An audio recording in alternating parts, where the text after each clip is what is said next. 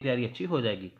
सो चलिए देखिए, अनुसंधान शोध के क्षेत्र में कुछ ऐसे शब्द हैं, यानी कि या अनुसंधान है या शोध है, इसके क्षेत्र में कुछ ऐसे शब्द हैं जो काफ़ी महत्वपूर्ण हैं तथा किसी भी शोध की सफलता इन शब्दों पर निर्भर करती है।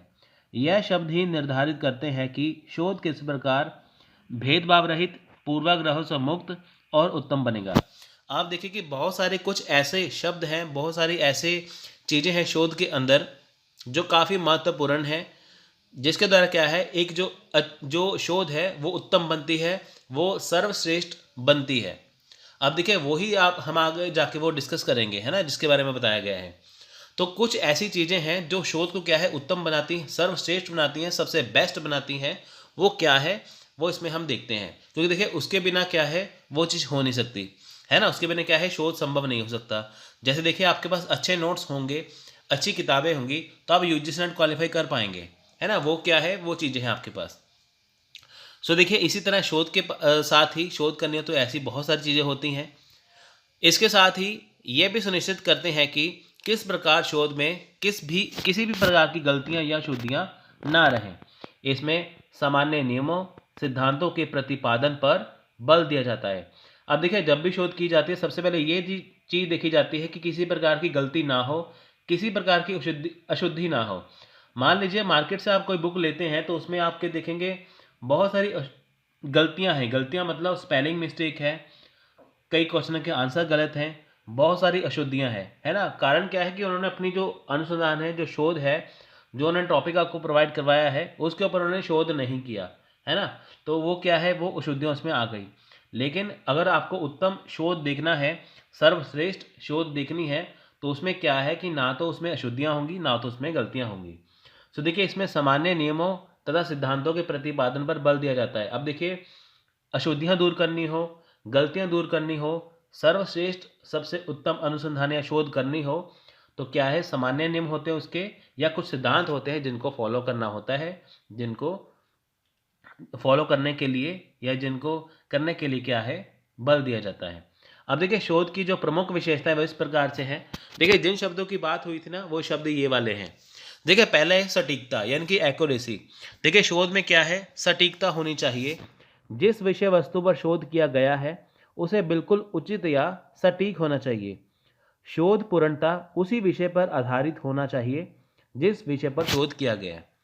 देखिए सबसे पहली बात क्या है कि जिस टॉपिक के ऊपर, जिस विषय के ऊपर आपने शोध किया है, वो सारी चीज़ें उस टॉपिक के ऊपर होनी चाहिए।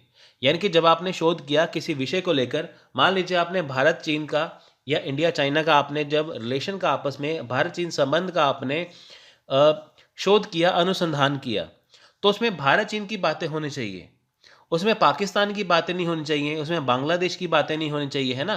तो ऐसा नहीं कि आपने भारत चीन लिख दिया ऊपर, बाद बीच में आप पाकिस्तान की कर रहे हैं, बाद बीच में अमेरिका कर रहे हैं, ऐसा नहीं है।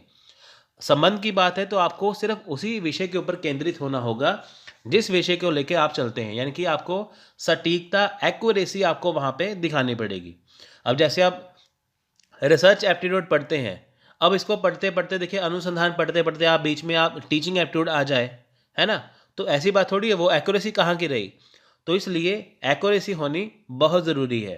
तो यानी कि जिस चीज़ के बारे में शोध किया गया है वो विषय ही शोध का होना चाहिए और बिल्कुल सटीक होना चाहिए, बहुत उचित होना चाहिए।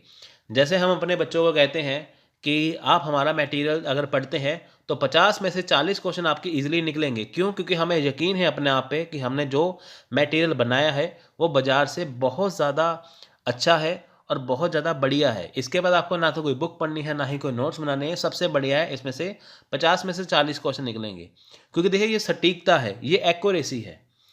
दूसरी बात है वैलिडिटी, यानी कि वैधता। अब देखिए शोध में सदैव वैधता होनी चाहिए। वैधता शोध की स्वीकार्यता को सुनिश्चित करती है। इसका तात्पर्य है कि अध्ययन से निकाले गए निष्कर्ष सही हैं। वैधता अनुसंधान की प्रायोजिकता सुनिश्चित करती है। शोध से निकाले गए निष्कर्ष वास्तविक जीवन की समस्याओं पर लागू होती हैं यदि वे मान्य। अब देखिए वैधता होती है, कोई भी शोध है, कोई भी अनुसंधान है, वो वैध होना चाहिए, वो वैलिड होना चाहिए। यानी कि जो आप चीज़ बता रहे हैं वो हमेशा ही होनी चाहिए, है ना। जब आप यूजीसी नेट का एग्जाम देते हैं वो क्या वैलिड है है ना, वो वैध है, वो गवर्नमेंट से वैध है, वो यूजीसी नेट के अंडर है। जितने कॉलेज है वो यूजीसी नेट के अंडर आते हैं, चाहे वो प्राइवेट हो चाहे वो गवर्नमेंट के हो, है ना। तो ये क्या है कि शोध भी वैसी होनी चाहिए, वो वैध होनी चाहिए। यानी कि जो आपने अपने अध्ययन से निष्कर्ष निकाले हैं, मान लीजिए आपने किसी विषय के ऊपर शोध किया, आपने उसका जो निष्कर्ष निकाला वो सही होना चाहिए, उसके अकॉर्डिंग होना चाहिए, है ना, वो चीज़। उसमें क्या है कि शोध से जो निष्कर्ष निकाले हैं वो वास्तविक जीवन की समस्या पर लागू होते हैं, यदि वे मान्य हैं। यानी कि मान लीजिए आपने शोध किया भारत की बेरोजगारी के ऊपर, फिर आपने निष्कर्ष निकाला कि भारत में इतने बंदे जो हैं वो बेरोजगार हैं, है ना। तो उससे क्या है कि ये हमारे वास्तविक जीवन की समस्या है बेरोजगारी, ये उस पर लागू भी होती है ना, ये चीज़ वो सही होनी चाहिए। नेक्स्ट है आलोचनात्मक। अब देखिए क्रिटिकल, उपयोग की जाने वाली विधियों और प्रक्रियाओं का महत्वपूर्ण विश्लेषण होना चाहिए ताकि अनुसंधान किसी भी त्रुटि से मुक्त हो। यह महत्वपूर्ण जांच का विरोध करने में सक्षम होना चाहिए। अब देखिए क्रिटिकल होना चाहिए, आलोचनात्मक होना चाहिए। यानी कि देखिए जो आपने चीज़ आपके सामने है, आपको देखना चाहिए कि उसमें क्या चीज़ गलत है, क्या चीज़ सही है ना। जैसे मान लीजिए कि आपने कोई बुक पढ़ा, फिर आपने निष्कर्ष निकाला। जैसे मान लीजिए कि कोई भी बंदा है ना, तो अगर कोई बात कहता है तो उसकी आलोचनात्मक भी चीज़ें होती हैं। यानी कि देखिए हर कोई अपने आप में सर्वश्रेष्ठ नहीं है। जो बात आपने कही है या सुनी है, क्या पता वो दूसरे के लिए सही ना हो। इसलिए जिस विधि का आपने प्रयोग किया है, जिस प्रक्रिया का आपने प्रयोग किया है अपने अनुसंधान में या शोध में, वो क्या है, त्रुटि मुक्त हो, उसमें कुछ भी त्रुटि ना हो, वो पूरा आलोचनात्मक देखा जाए, क्रिटिकल तौर पे देखा जाए, कि ताकि आपकी जो जांच है, जो शोध है, वो बढ़िया हो सके, है ना, वो चीज़। सो नेक्स्ट देखिए विश्वसनीयता, रिलेबिलिटी। अब देखिए ये भी इससे मिलता जुलता है। शोध में विश्वसनीयता होनी चाहिए। विश्वसनीयता होने से शोध को मान्यता मिलती है तथा उसके बिना किसी हिचक के अपनाया जाता है।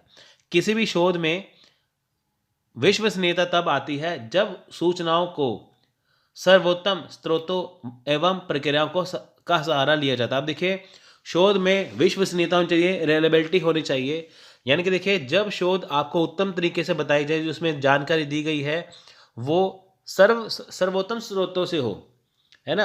यानी कि मान लीजिए जो आप बुक्स पढ़ते हैं वो क्या है, वो सर्वोत्तम स्रोतों से है ना। जो गवर्नमेंट की वेबसाइट है यूजीसी नेट की, वहाँ पे आपका एप्लीकेशन फॉर्म भरा जाता है, तो वो क्या है, वो सर्वोत्तम स्रोत है। उसके जरिए आप फॉर्म अपना फिल कर सकते हैं, जिसमें जानकारी दी गई है कि आपको फॉर्म कैसे फिल करना है, किस प्रकार से फिल करना है, फ़ोटो कैसे लगानी है, क्या क्या जानकारी चाहिए, वो क्या सर्वोत्तम स्रोत है। आप उस पर यकीन कर सकते हैं। यदि आप शोध में किसी भी प्रकार की दोहरे स्तर की सूचनाओं का उपयोग करते हैं तो हो सकता है कि आपकी शोध प्रक्रिया कम समय में पूरी हो जाए, लेकिन इस प्रकार से किए गए शोध की विश्वसनीयता सदैव संदेह के दायरे में रहती है।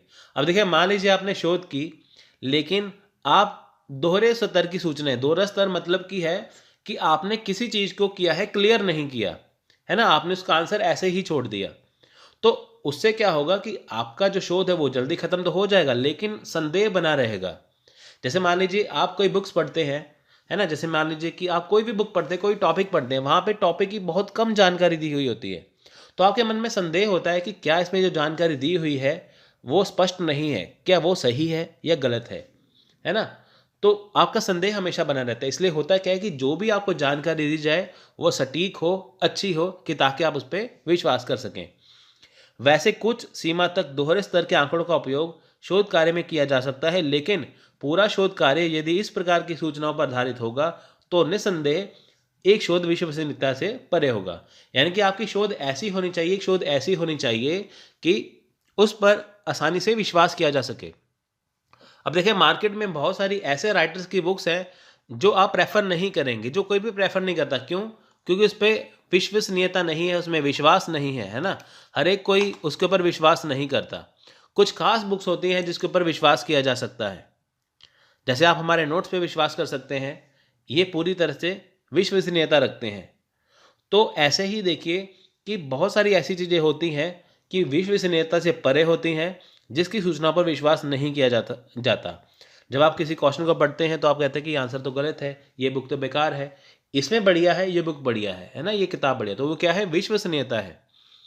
नेक्स्ट है प्रयोग सिद्ध यानी कि इंपेरिकल। शोध की प्रयोग सिद्ध प्रवृत्ति का अभिप्राय है कि शोधकर्ता ने शोध कार्य में उचित वैज्ञानिक पद्धतियों एवं रीतियों का अनुपालन किया। शोध के प्रत्येक चरण का अत्यंत सावधानी पूर्वक परीक्षण किया जाना चाहिए तथा इसे दैनिक जीवन के अनुभव पर आधारित होना चाहिए। इस कार्य में मात्रात्मक शोध किया जाना गुणात्मक शोध की तुलना में ज़्यादा आसान होता है। अब देखिए होता है कि प्रयोग सिद्ध होता है। हमेशा देखिए चीज़ों की दो क्वालिटी होती है, एक होती है मात्रात्मक, एक होती है गुणात्मक। अब देखिए हमेशा ही शोध में गुणात्मक शोध पर विश्वास किया जाता है, ना कि मात्रात्मक। अब देखिए सिंपल सा आपको मैं एक लॉजिक समझाता हूँ, यहाँ पे आप सुनिए। देखिए ज़्यादातर स्टूडेंट, आप भी ऐसा समझेंगे, बहुत सारे स्टूडेंट, कि मान लीजिए आपको जो भी टॉपिक दिया हो, मान लीजिए वो टॉपिक आपको 20 पेज का दे दिया, 20 पेज का, एक टॉपिक है 5 पेज का, तो आप विश्वास करेंगे कि जो 20 पेज का है वो अच्छा है, क्योंकि इसकी मात्रा ज़्यादा है। जिसकी मात्रा कम है आप कहेंगे ये अच्छा नहीं है। ऐसा बिल्कुल नहीं है। आप देखिए कि अगर 20 पेज का आपको टॉपिक दिया, उसमें बेफालतू की बातें होंगी जो आपके किसी काम की नहीं होंगी, लेकिन जो 5 पेज का नोट्स होगा वो आपके हमेशा काम आएगा। उसमें वही बातें दर्ज की होगी जो आपके एग्ज़ाम में ज़रूरी हैं। तो आप देखिए कि अगर आप 20 पेज का करेंगे आपका टाइम ज़्यादा लगेगा, आपको उतना अच्छा समझ में नहीं आएगा, जबकि 5 पेज का आपको जल्दी से समझ में आएगा। तो होता क्या है कि जब भी शोध होती है उसमें जो गुणात्मक चीज़ें होती हैं उस पर ज़्यादा बल दिया जाता है, मात्रात्मक पे ज़्यादा बल नहीं दिया जाता। तो इसमें क्या होता है कि जो वैज्ञानिक पद्धति है, इसमें साइंटिफिक पद्धति है जो उसमें, और उसका पालन किया जाता है। इनकी साइंटिफिक तरीके, आप अपनी तरह से शोध नहीं कर सकते, आपको वैज्ञानिक तरीके से चलना होगा। इसका जो प्रत्येक चरण है देखिए वो सावधानीपूर्वक परीक्षण करना चाहिए हर एक चरण का। मान लीजिए आपने विषय का चुनाव किया, अगर मान लीजिए आपने विषय का गलत चुनाव कर दिया, आपने अपनी रिसर्च पूरी कर ली, लेकिन उसका आपका जो रिजल्ट अच्छा नहीं आया, आपको फिर से रिसर्च करनी पड़ेगी। तो इससे बढ़िया कि पहले विषय का अच्छे से चुनाव करिए, हर एक स्टेप जो आप फॉलो करते हैं रिसर्च में उसे अच्छे से करिए, कि ताकि जो आपकी नॉलेज है वो भी इंक्रीज़ हो और जो आपकी शोध है वो भी अच्छी हो जाए, है ना। तो वो चीज़ है इसमें। सो नेक्स्ट देखिए निष्पक्षता यानी कि ऑब्जेक्टिविटी। अब देखिए निष्पक्षता है, ऑब्जेक्टिविटी आप इसे कह सकते हैं, लेकिन आप इसे इम्पार्शियल भी कह सकते हैं आप इसे, ठीक है। निष्कर्ष का तात्पर्य है कि पूर्वाग्रह या पूर्वाग्रह का अभाव। पूर्वाग्रह मतलब होता है कि भेदभाव से रहित, ठीक है। तो आप इसे इम्पार्शियल भी कह सकते हैं इंग्लिश में, हिंदी में है निष्पक्षता। अनुसंधान शोधकर्ता के व्यक्तिगत मूल्य और मान्यताओं से मुक्त होना चाहिए। यह शोध का उद्देश्य होना चाहिए कि वे अनुसंधान के परिणामों की व्याख्या करते समय निष्पक्ष रहे और अपनी व्यक्तिगत मान्यताओं को सत्यापित करने के लिए परिणामों की गलत व्याख्या ना करें। अब देखिए यहाँ पे क्या है, यहाँ पे ये बात है कि जो निष्पक्ष होना चाहिए, यानी कि यहाँ पे देखिए कि जो एक अनुसंधान करता है उसको इसमें अपने विचार नहीं ठूसने चाहिए, है ना। वो ये ना कहे कि हाँ जो मैं कह रहा हूँ वो सही है, जो मेरे पास सोर्स है वो गलत है। यानी कि इसमें क्या है, ना तो आपके व्यक्तिगत मूल्य काम आएंगे, ना ही आपके मान्यताएं काम आएंगी। क्या चीज़ काम आएंगी, जो वैज्ञानिक पद्धति है वो काम आएगी, है ना। तो शोधकर्ता का उद्देश्य क्या होना चाहिए कि जो भी परिणाम की व्याख्या करते हैं वो हमेशा ही निष्पक्ष रहे और गलत व्याख्या ना करें। व्यवस्थित उपागम यानी कि सिस्टमैटिक अप्रोच। अब देखिए किसी भी शोध को संपन्न करने का एकमात्र उपागम है, इसके बिना किसी भी शोध कार्य पूर्ण नहीं हो सकता। शोध कार्य में प्रक्रियाओं का एक व्यवस्थित चरण होता है जिसका अनुपालन किया जाना अनिवार्य होता है।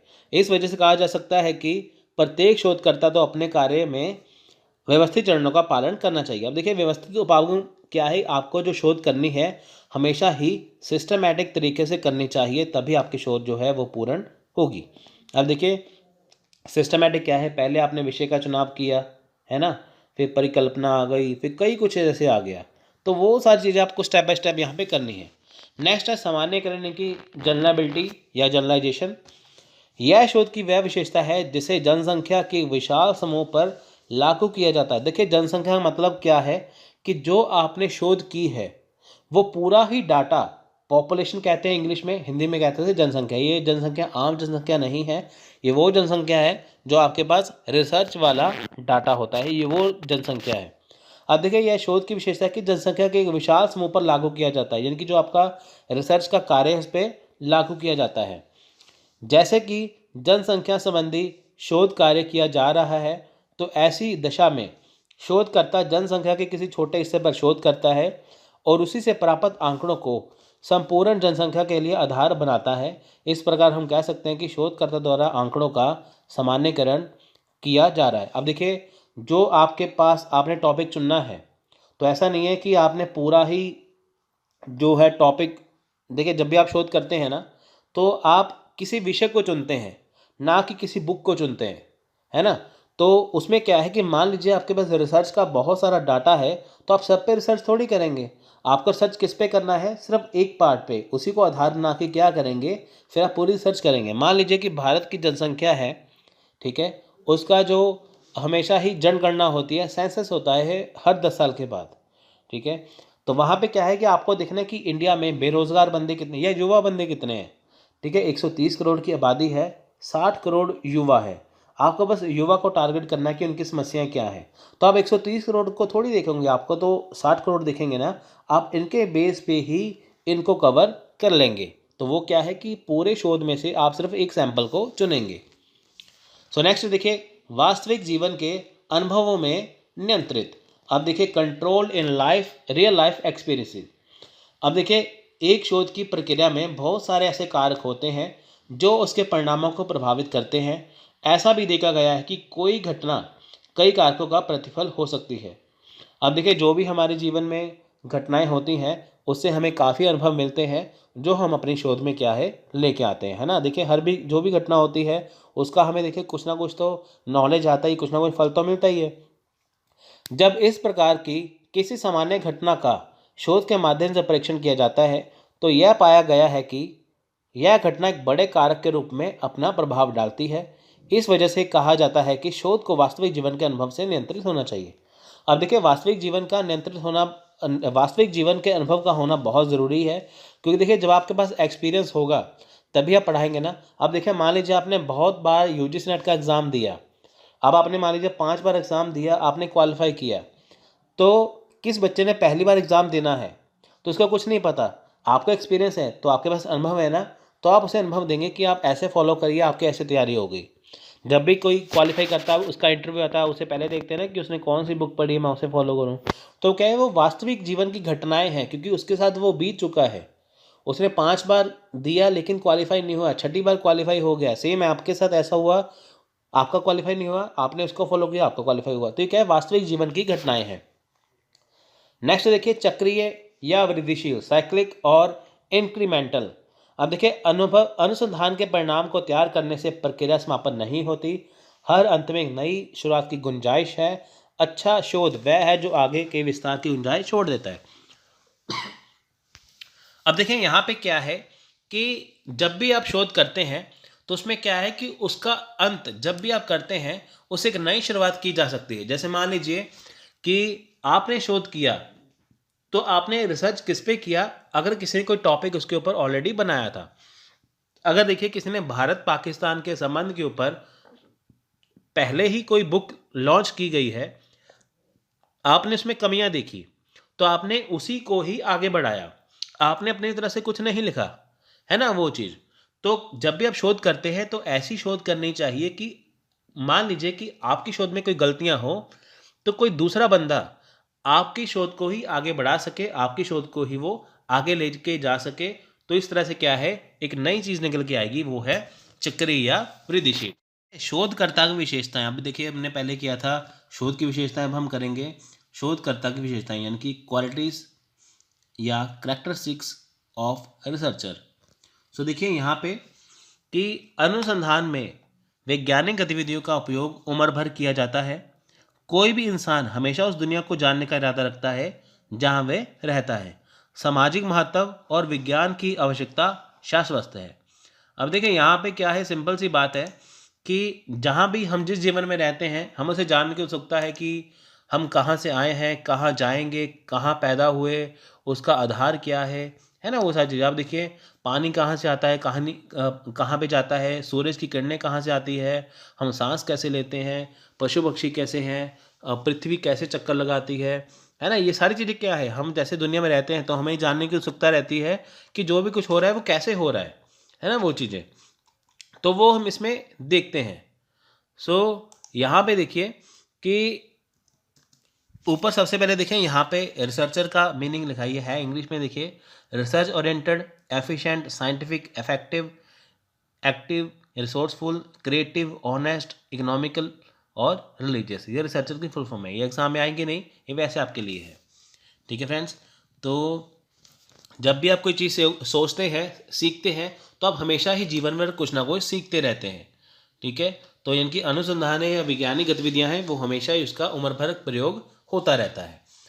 सो देखिए, यहाँ पे जो एक शोध करता है अपने अनुसंधान का आयोजन और संचालन दो मुख्य कार्य करके करता है। सो देखिए, जब भी एक शोध करता है तो वो दो चीज़ें करेगा। मानवता द्वारा एकत्रित ज्ञान को व्यवस्थित और संचित करना, कुछ नया सीखना, एक वैज्ञानिक क्षेत्र विकसित करना जिसमें वो रुचि रखता है। अब देखिए, दो बातें हमेशा करता है एक शोधकर्ता। या तो देखिए, जो किसी ने पहले ही ज्ञान जो बनाया है, जैसे मान लीजिए किसी ने पहले भी जो की है वो उसे व्यवस्थित करता है। जैसे मान लीजिए कि आप ये वीडियो देख रहे हैं तो आप उसे खुद से नोट बना रहे हैं। यानी कि हुआ क्या है कि आप जब नोट्स बनाते हैं हर एक बुक से, तो आप क्या करते हैं कि नई चीज़ बनाते हैं, उसे व्यवस्थित ढंग से रखते हैं। दूसरी क्या है कि कुछ नया सीखते हैं, कुछ नया लेके आते हैं हमेशा, है ना, कोई नई चीज़ लेके आते हैं। या तो क्या करता है कि जो मानव द्वारा पहले जो चीज़ ज्ञान हमारे पास है, या तो वो उसे आगे बढ़ाता है, उसे व्यवस्थित करता है, या कुछ नया सीखता है या कुछ नया लेके आता है जिसमें वो रुचि रखता है। इन कार्यों को लागू करने के लिए एक शोधकर्ता के पास कई गुणों और विशेषताओं का होना चाहिए जो उसके व्यक्तित्व का ठोस आधार बनाते हैं। शोध गतिविधि एक अत्यंत तनावपूर्ण रचनात्मक कार्य है जिसमें पूर्ण प्रतिबद्धता, दृढ़ता, धैर्य, समर्पण की आवश्यकता होती है, जो रचनात्मक सोच, नए ज्ञान की भावना और अज्ञात की खोज करने की इच्छा के साथ होती है। एक शोधकर्ता की महारत एक सामान्य संस्कृति और क्षरण, पेशेवर ज्ञान, अनुसंधान क्षमताओं और कौशल अनुसंधान अभिविन्यास है। अब देखिए, यहाँ पे क्या है कि जो शोध है वो कोई छोटा कार्य नहीं, ये बहुत बड़ा कार्य है शोध का। ये कम समय में नहीं होती, इसको बहुत ज़्यादा टाइम लगता है। उसके लिए क्या है, शोधकर्ता के पास कई गुण होने चाहिए। जैसे कि शोध को करने के लिए पहली बात तो पूर्ण प्रतिबद्धता होनी चाहिए। जिस टॉपिक आप कर रहे हैं, जिस पे आप चले हैं, पूरा प्रतिबद्ध हो कि आप उसे पूरा करेंगे। दृढ़ आपके पास होना चाहिए, दृढ़ता होनी चाहिए, धैर्य होने चाहिए, और साथ में क्या है, समर्पण होना चाहिए। आपके पास खुला टाइम होना चाहिए उसके लिए, तभी आपकी शोध जो है वो अच्छी होगी। उसके लिए क्या है, आप में रचनात्मक सोच होनी चाहिए, नए की भावना, इनकी जो कुछ नया सीख रहे हैं उसकी भावना होनी चाहिए, अज्ञात की खोज, यानी कि जो आपके पास समस्याएं हैं, उसका जो प्रश्न है उसका हल करने का आपके पास होना चाहिए, तभी आपको महारत होगी। अगर आपको महारत हासिल करनी है तो उसके लिए देखिए, आपको सामान्य संस्कृति है, पेशेवर ज्ञान है, क्षरण है, अनुसंधान क्षमताएं, कौशल और अभिविन्यास आपके अंदर होना चाहिए। यानी कि जो रिसर्च है बहुत लंबा टाइम लेती है, इसलिए आपको रचनात्मक तौर पर सोचना चाहिए, आपके अंदर जिज्ञासा होनी चाहिए, आपके अंदर क्या है, क्षमताएं होनी चाहिए। तो देखिए, एक अच्छे शोध के समान एक अच्छे शोधकर्ता में भी निम्न विशेषताओं का होना आवश्यक है। जैसे हमने देखा पीछे पढ़ा है ना कि शोध कौन सी अच्छी है, इसलिए अच्छा शोधकर्ता भी होना चाहिए। तो देखिए, एक अच्छे शोधकर्ता को यह सुनिश्चित करना चाहिए कि वह अपने शोध कार्य सही स्थान पर सही समय से पूरा करे तथा इस प्रक्रिया को वह पूर्ण बुद्धिमत्ता के साथ प्रभावी एवं मितव्ययी ढंग से संपन्न करे। अब देखिए, जब भी एक शोध करता है, सबसे पहले उसे यह देखना होता है कि जो भी वह शोध कार्य कर रहा है वो सही स्थान पे करे। यानी कि आपको यूनिवर्सिटी अगर आपको चुननी है वो बिल्कुल एक्यूरेट हो, वो बिल्कुल सही यूनिवर्सिटी हो जिसमें आपको शोध करनी हो, और सही समय से पूरा करें। जैसे देखिए, पीएचडी करने में 5 साल लगते हैं, तो आपको उसमें क्या है, अपनी शोध को पूरा करना होता है। ठीक है, और उसमें क्या है, आपको अपनी बुद्धिमत्ता के साथ क्या है, प्रभावी और मितव्ययी ढंग रखना है। मितव्ययी मतलब मित्रता पूर्वक ढंग आपको रखना है।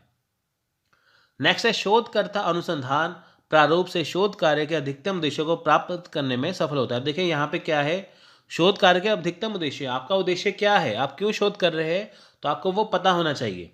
शोधकर्ता में गहन अनुमुखी विशेष ज्ञान होना चाहिए। अब देखिए, गहन अनुमुखी विशेष ज्ञान क्या है कि आपको जो भी चीज़ आपके पास है, आपके अंदर बहुत सारी डीप नॉलेज होनी चाहिए, बहुत गहराई से नॉलेज होनी चाहिए चीज़ की, तभी आप शोध को कर पाएंगे।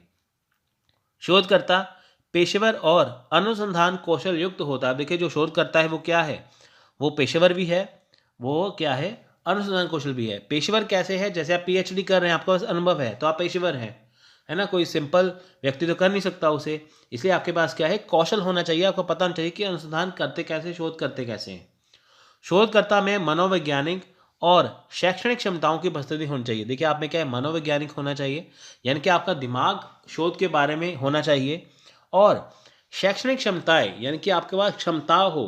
आपने देखिए एमए कर लिया है, आपने पोस्ट ग्रेजुएशन कर लिया है, आप पीएचडी कर रहे हैं, तो आपके पास शैक्षणिक क्षमताएं होनी चाहिए, आपको पता होना चाहिए कि ये चीज़ कैसे करनी है। शोधकर्ता में चीज़ों एवं परिस्थितियों की गहन समझ एवं सोच होनी चाहिए। देखिए यहाँ पे क्या है, जो आपके सामने परिस्थिति है, किस परिस्थिति को कैसे हैंडल करना है, किस स्थिति से कैसे निपटना है, कैसी चीज़ों का इस्तेमाल करना है, ये आपके अंदर पता होना चाहिए आपको।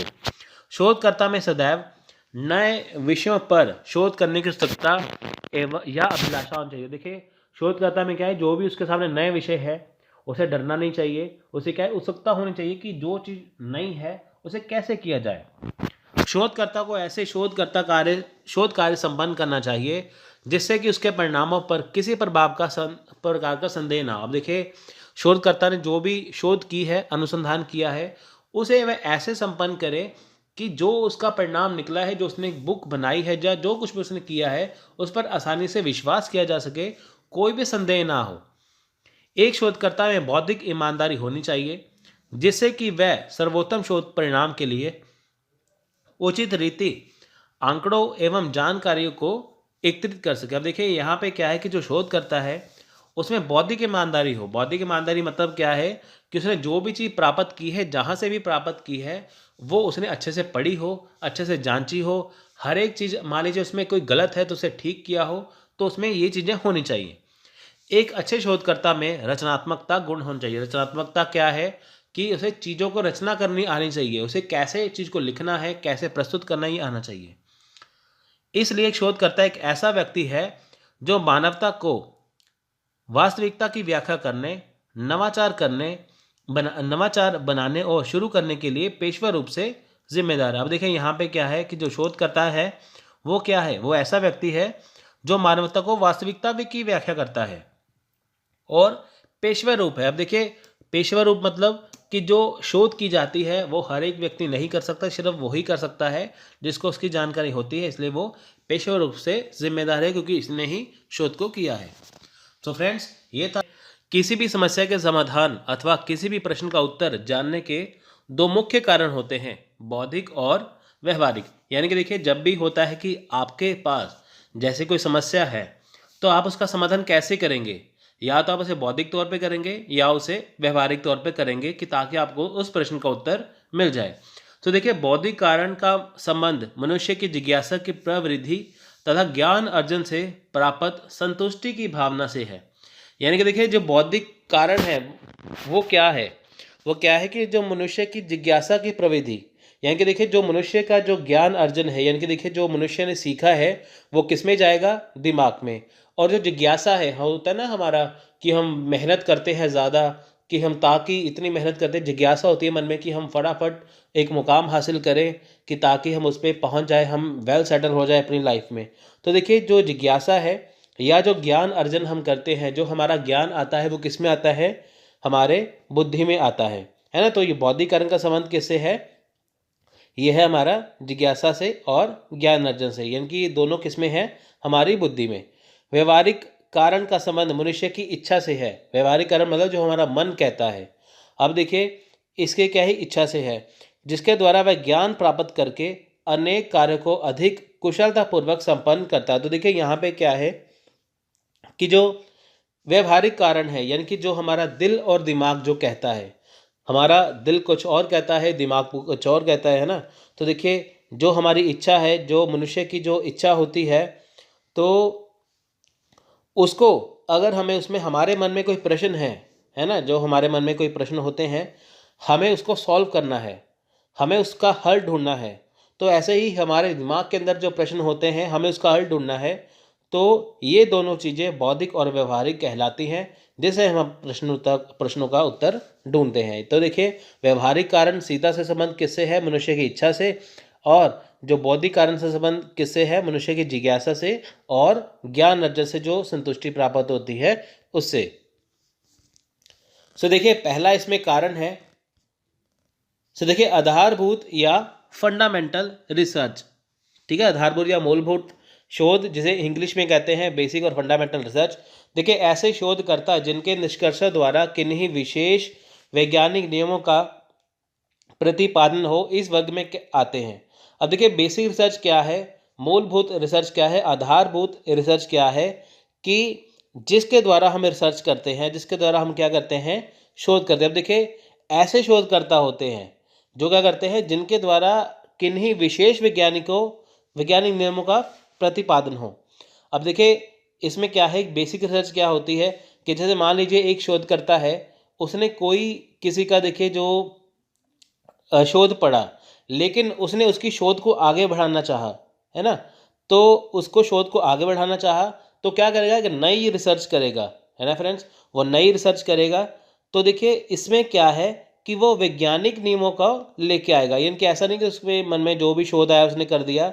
उसको शोध को करने के लिए क्या है, सबसे पहले बेसिक चीज़ें पता हो, उसको आधार पता हो कि रिसर्च करनी कैसे है, क्या उसके मन में प्रश्न है। अब देखिए, जैसे कोई शोध करता हो, उसके मन में प्रश्न होते हैं ना सबसे पहले, कि मेरे मन में ये सवाल है, हम इसको लेके चलेंगे, ऐसी शोध करेंगे। जैसे मान लीजिए किसी बीमारी का इलाज ढूंढना है, तो वैज्ञानिक के मन में होता है ये बीमारी है, हमें इसका इलाज ढूंढना है। तो उसके लिए क्या है, वैज्ञानिक नियमों का पालन करके फिर वो रिसर्च को स्टार्ट करेंगे।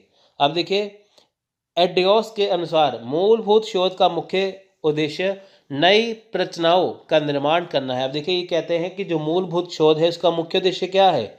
जब भी हम रिसर्च करते हैं उसका मुख्य उद्देश्य क्या है? कि नई रचनाओं का निर्माण करने की, नई चीज़ें निकल के आना। मूलभूत शोध में शोधकर्ता प्राकृतिक घटनाओं को अपने अध्ययन के निष्कर्षों से संबंधित करता है। अब देखिए, जो हमारी जो ओरिजिनल जो रिसर्च होती है, जिसे मूलभूत रिसर्च कहते हैं, जो वास्तविक रिसर्च या शोध होती है, उसमें क्या है कि जो प्राकृतिक घटनाएं हैं, प्राकृतिक घटनाएं मतलब कि देखिए, जब भी शोध करता है उसके सामने देखिए कि बहुत सारी समस्या आती हैं, है ना? जो चीज़ें होती हैं, तो उसी के कारण क्या है कि वो उसको अपनी शोध में क्या है, शामिल करता है। तो देखिए, ऐसा नहीं है कि उसने शोध किया, अब देखिए जैसे शोध करेंगे कोई ना कोई समस्या हमारे सामने आती है ना? अब देखिए, जैसे मान लीजिए कहीं पे शोध करने जाते हैं, तो वहाँ पे हमें डाटा अच्छे से जो आंकड़े इकट्ठे नहीं हो पाते, है ना? तो कईयों पे जो डाटा है वो आंकड़े इकट्ठे हो जाते हैं जल्दी से। तो ये क्या है, जैसे ये प्राकृतिक घटनाएं हैं जो शोध को करने के लिए आती है। तो देखिए, अगर हमारी शोध अच्छी है या बुरी हो, कैसे पता चलेगा? जो हमारा निष्कर्ष निकलेगा। तो देखिए, इस प्रकार के शोध का मुख्य उद्देश्य तथ्यों का एकत्रीकरण करना है। अब देखिए, इसमें मेन चीज़ क्या है? तथ्यों का, यानी कि जो फैक्ट है इसमें वो इकट्ठा किए जाते हैं। ठीक है फ्रेंड्स, यानी कि इसमें क्या है, तथ्य इकट्ठा करते हैं। देखिए, मान लीजिए कि आपके दिमाग में है, या शोधकर्ता ही सोचता है कि मुझे ये शोध करनी है, तो वो फैक्ट इकट्ठा करेगा, उसके लिए वो तथ्य इकट्ठा करेगा, जिससे क्या होगा कि वो फिर अपनी शोध को आगे बढ़ाएगा। शोधकर्ता इन तथ्यों को उपायगत आदि की दृष्टि से एकत्रित नहीं करता, वे केवल इन तथ्यों को इसलिए एकत्रित करता है क्योंकि तथ्य एकत्रित करने योग्य हैं। मूलभूत अनुसंधान इस प्रकार हमारे ज्ञान में वृद्धि करता है। अब देखिए, वो क्या है, उपायगत की दृष्टि से नहीं करता, वो ये नहीं देखता कि हाँ, मैं डाटा या तथ्य इसलिए इकट्ठे कर रहा हूँ कि ताकि ये मैं अपने काम में लेके आ सकूं। वो देखिए, तथ्य उसको एकत्रित करने होते हैं, क्योंकि ये ज़रूरी होते हैं एकत्रित करना, क्योंकि वो तथ्य वो इकट्ठे करता है जो उसकी रिसर्च से रिलेटेड हो। तो तथ्य इसमें इकट्ठे करेगा कौन से? जो उसकी अनुसंधान या शोध से रिलेटेड हो, संबंधित हो, वही तथ्य इकट्ठा करेगा। तो सिंपल सी बात है, आधारभूत या मूलभूत शोध क्या होती है? ये एक ऐसी शोध होती है जिसमें बिल्कुल स्टार्टिंग से देखा जाता है कि शोध कैसे की जाती है। उसमें वैज्ञानिक नियमों को लेके आते हैं और सबसे पहले क्या करते हैं? तथ्य इकट्ठे करते हैं। यानी कि वो शोध जो बिल्कुल स्टार्टिंग से की जाती है, जिसमें वैज्ञानिक नियमों का पालन किया जाता है और उसमें तथ्य इकट्ठे की जाते हैं, फिर आगे रिसर्च की जाती है, वो है आधारभूत या मूलभूत शोध। तो देखिए अनुप्रयुक्त शोध यानी कि अप्लाइड रिसर्च। अब देखिए इस वर्ग में वो शोध आते हैं जिनके द्वारा किसी समस्या विशेष का समाधान आवश्यक हो। अब देखिए अप्लाई रिसर्च क्या है कि किसी चीज़ को अप्लाई करके देखना। अब देखिए जैसे मान लीजिए सिंपल सी बात है कि आपने एग्जाम की तैयारी कर ली और फिर आपके दिमाग में जो नॉलेज है आप अप्लाई करने जाते हैं एग्जाम में, है ना। तो अगर आपने वो नॉलेज अप्लाई कर दी अच्छे से तो आपका एग्जाम हो जाएगा क्लियर। अगर आपने वो अच्छे से नहीं की तो आपका एग्जाम नहीं हो पाएगा। तो इससे क्या पता चलेगा, इससे ये पता चलेगा कि आपकी जो शोध है जो आपने पढ़ा था वो कितना सही है कि नहीं। तो सेम ऐसा ही अप्लाइड रिसर्च में होता है कि किसी समस्या विशेष का समाधान, यानी कि जो समस्या आती है उसका समाधान ढूंढना। तो देखिए जैसे मान लीजिए शोध कर ली, रिसर्च कर ली, उसके बाद ये देखना होता है कि वो सही है कि नहीं है ना। जो इन्फॉर्मेशन है, जो सूचना है, जो आंकड़े हैं वो सही है कि नहीं है, वो कैसे पता चलेगा? वो इसी से ही पता चलेगा जब उसे अप्लाई करके देखेंगे। अब देखें मान लीजिए शोध हमने कर ली, हमारे साथ कोई प्रॉब्लम आ गई तो हमने क्या किया, उसे अप्लाई करके देखा, अनुप्रयुक्त करके देखा, तो जिससे हमें पता चला कि ये प्रॉब्लम निकल के आई, यहाँ पे समस्या उत्पन्न है, फिर हमें उसे ठीक करना होता है। अनुप्रयुक्त शोध में अवज्ञान के कुछ विशेष नियमों का किसी विशेष मामले पर प्रभाव जाना जाता है। एंड्रयूस के अनुसार तथ्य द्वारा यदि शोधकर्ता किसी क्रियात्मक समस्या का समाधान करे तो यह शोध अनुप्रयुक्त शोध की श्रेणी में आते हैं। तो देखिए यहाँ पे क्या है, एंड्रयूस कहते हैं कि अगर हम वो शोध करते हैं जो तथ्यों पर आधारित हो, तथ्यों द्वारा हम किसी समस्या का समाधान करते हैं, तो वो क्या है, अनुप्रयुक्त शोध में आती है। देखिए सबसे पहले हमने तथ्य इकट्ठे किए, तथ्य इकट्ठे करने के बाद क्या है, हमने उसे अप्लाई करके देखा, हमने जो नॉलेज ली, जो ज्ञान लिया, फिर उसे अप्लाई करके देखा कोई प्रॉब्लम तो नहीं है। अगर कोई समस्या आई तो उसका समाधान हुआ, किस में हुआ, अप्लाइड रिसर्च में। जब भी आप कोई चीज़ पढ़ते हैं, अगर आप उसका टेस्ट नहीं देते तो आपको कैसे पता चलेगा कि आपको उसकी जानकारी है कि नहीं, है ना। तो वैसे सेम है, अगर आपने रिसर्च कर ली है, अगर आप उसे अप्लाई करके नहीं देखेंगे तो आपको बिल्कुल नहीं पता चलेगा कि आपका रिसर्च सही है कि गलत है। यद्यपि देखिए शोधों को इस प्रकार वर्गीकृत करते हैं, फिर भी ऐसे वर्गीकरण पूर्ण रूप से संभव नहीं है, क्योंकि मूलभूत या अनुप्रयुक्त शोध को अलग करना कठिन कार्य है। इसके अतिरिक्त देखिए सामाजिक विज्ञानों में विचारात्मक समस्याओं पर किए गए शोध नए सिद्धांतों या नियमों को बनाने में सहायक होते हैं। अब देखिए जैसे कोई रिसर्च है, कोई शोध है, वो अधूरी है ना, तो उसको आगे बढ़ाना हो, एक नए सिद्धांत को लेके आना हो, तो किससे पता चलेगा, वो अप्लाई करके पता चलेगा, है ना। तो देखिए मान लीजिए आपने डाटा इकट्ठा किया, लेकिन बाजार में पहले ही वो डाटा उपलब्ध है, तो आपका डाटा अलग कैसे होगा कि अगर आपने उसको अच्छे से वेरीफाई किया होगा, अच्छे से आपने उसे अप्लाई करके देखा होगा, उसकी सारी कमियों को दूर किया होगा। यानी कि अप्लाइड रिसर्च में हम क्या करते हैं कि जो हमारी रिसर्च होती है उसमें जो समस्याएं आती हैं उसको दूर करना, तो वो होती है अप्लाई रिसर्च में। ठीक है फ्रेंड्स, तो इसमें देखिए जो मूलभूत शोधों में देखिए कुछ ऐसी जानकारी होती है जो वृहृत या क्रियात्मक उपयोग होता है। शोधों को इस प्रकार वर्गीकृत करने के बाद भी दोनों प्रकार के शोधों की शोध पद्धति में काफ़ी मात्रा में समानता होती है। वैज्ञानिक शोध तथा शोधों के लिए सामान्य नियमों को निश्चित करना तथा किसी विशेष परिस्थिति में व्यवहारिक या क्रियात्मक समस्याओं से इन नियमों को संबंधित करना आवश्यक है। अब देखिए जो वैज्ञानिक शोध होती है या शोधों के जो सामान्य नियम होते हैं, यानी कि जब हम रिसर्च करते हैं वो वैज्ञानिक शोध के आधार पर करते हैं, और जो हमारी शोध है, जो हमारी रिसर्च होती है, उसमें सामान्य नियम होते हैं। हम किसको मान के रिसर्च करते हैं, वो सारी ही चीज़ें इसमें आती है जो आपस में अंतर संबंधित है। आपको यहाँ पे मेन एक ही बात याद करनी है कि अप्लाइड रिसर्च वो रिसर्च है, अनुप्रयुक्त वो रिसर्च है जिसमें क्या है कि हम विशेष समस्या का समाधान। सो नेक्स्ट देखिए वर्णनात्मक शोध। अब देखिए वर्णनात्मक शोध क्या है, किसी स्थिति, समूह या व्यक्ति विशेष की विशेषताएं जानने के लिए वर्णनात्मक शोध अभिकल्प अपनाया जाता है। अब देखिए कि कोई व्यक्ति है, कोई ग्रुप है, कोई स्थिति है, उसकी विशेषता जाननी है, तो उसे में कहते हैं वर्णनात्मक शोध। अब देखिए डिस्क्रिप्टिव, सिंपल सी बात देखिए, डिस्क्रिप्टिव में वर्णनात्मक में है वर्णन करना। अगर हम मान लीजिए कि रिसर्च करने जा रहे हैं कि लाल किले के ऊपर, तो है ना, हम क्या करेंगे, उसको पूरा तरह से देखेंगे वो है कैसे है ना। तो अगर हमें किसी स्थिति का, मान लीजिए हम कहते हैं कि भारत की आज़ादी, जब इंडिया में अंग्रेज थे तो भारत की आज़ादी तो वैसी स्थिति थी, वो स्थिति देखने कैसी थी वो, उसके लिए अगर मान लीजिए महात्मा गांधी जो हैं वो व्यक्ति विशेष हैं, है ना। अगर हम कहते हैं कि हमें उनके जीवन के बारे में जानना है तो हम पूरा रिसर्च करेंगे उनके बारे, कि वो चीज़ हम लेके आएँ जो दूसरों से अलग हो। तो क्या करेंगे, हम उसे पूरा वर्णनात्मक तौर पे लेके आएंगे, पूरा वर्णन करेंगे उनका।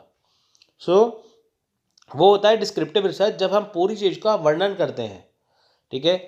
तो शोधकर्ता का चरों पर नियंत्रण नहीं होता। देखिए चर क्या होते हैं, वेरिएबल, जो क्या करते हैं, वेरी करते हैं, जो क्या है आपस में बदलते रहते हैं, वो होते हैं शोधकर्ता के चर। यानी कि देखिए यहाँ पे क्या है, जो चर होते हैं ना, अकॉर्डिंग टू सिचुएशन क्या है, बदलते रहते हैं, है ना। वेरिएबल क्या है, वेरी करते हैं, हमेशा ही बदलते रहते हैं, इसमें कुछ नियंत्रण नहीं होता। सर्वेक्षण पद्धति का प्रयोग होता है, वर्तमान समय का वर्णन होता है, मूल प्रश्न होता है क्या है। अब देखिए जो वर्णनात्मक शोध है उसका मेन क्या होता है कि क्या है, यानी कि चीज़ है क्या। अगर देखिए शोध जो है हम करते हैं तो हम सबसे पहले देखते हैं कि वो चीज़ है क्या, तो वो किस में आएगी, वर्णनात्मक शोध में। हम कहते हैं महात्मा गांधी कौन है ना, तो पूरा उसके बारे में बताया जाता है कि महात्मा गांधी यहाँ पैदा हुए थे, यहाँ पे इनका जन्म हुआ था, यहाँ पे ये मर गए थे, तो इन्होंने अपने जीवन काल में ये किया। वो क्या है, व्यक्ति विशेष की क्या है, विशेषताएं आ गई, है ना। तो पूरा क्या था, क्या है, ये सब कुछ इसमें आ गया, वो है वर्णनात्मक शोध में। नेक्स्ट है विश्लेषणात्मक शोध, एनालिटिक रिसर्च। अब देखिए शोधकर्ता का चरों पर नियंत्रण होता है। इसमें क्या है कि देखिए शोधकर्ता का जो चर, जो वेरिएबल्स होते हैं, जो चर होते हैं, उस पर पूरा नियंत्रण होता है।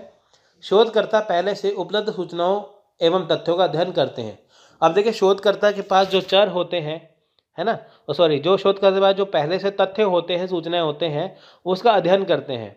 एनालिटिक रिसर्च मतलब विश्लेषणात्मक क्या है, कि जो हम डाटा इकट्ठा करते हैं, जो अनुसंधान करते वक्त एक अनुसंधानकर्ता या एक रिसर्चर जब डाटा इकट्ठा कर लेता है, तथ्य इकट्ठे कर लेता है, सूचनाएं इकट्ठित कर लेता है, फिर वो उसको विश्लेषण करके देखता है, एनालिसिस करके देखता है कि क्या जो उसने जो शोध करनी है, क्या जो उसने डाटा इकट्ठा किया है, क्या सूचना इकट्ठी की है, तथ्य इकट्ठे किए हैं, क्या वो उससे संबंधित है या नहीं।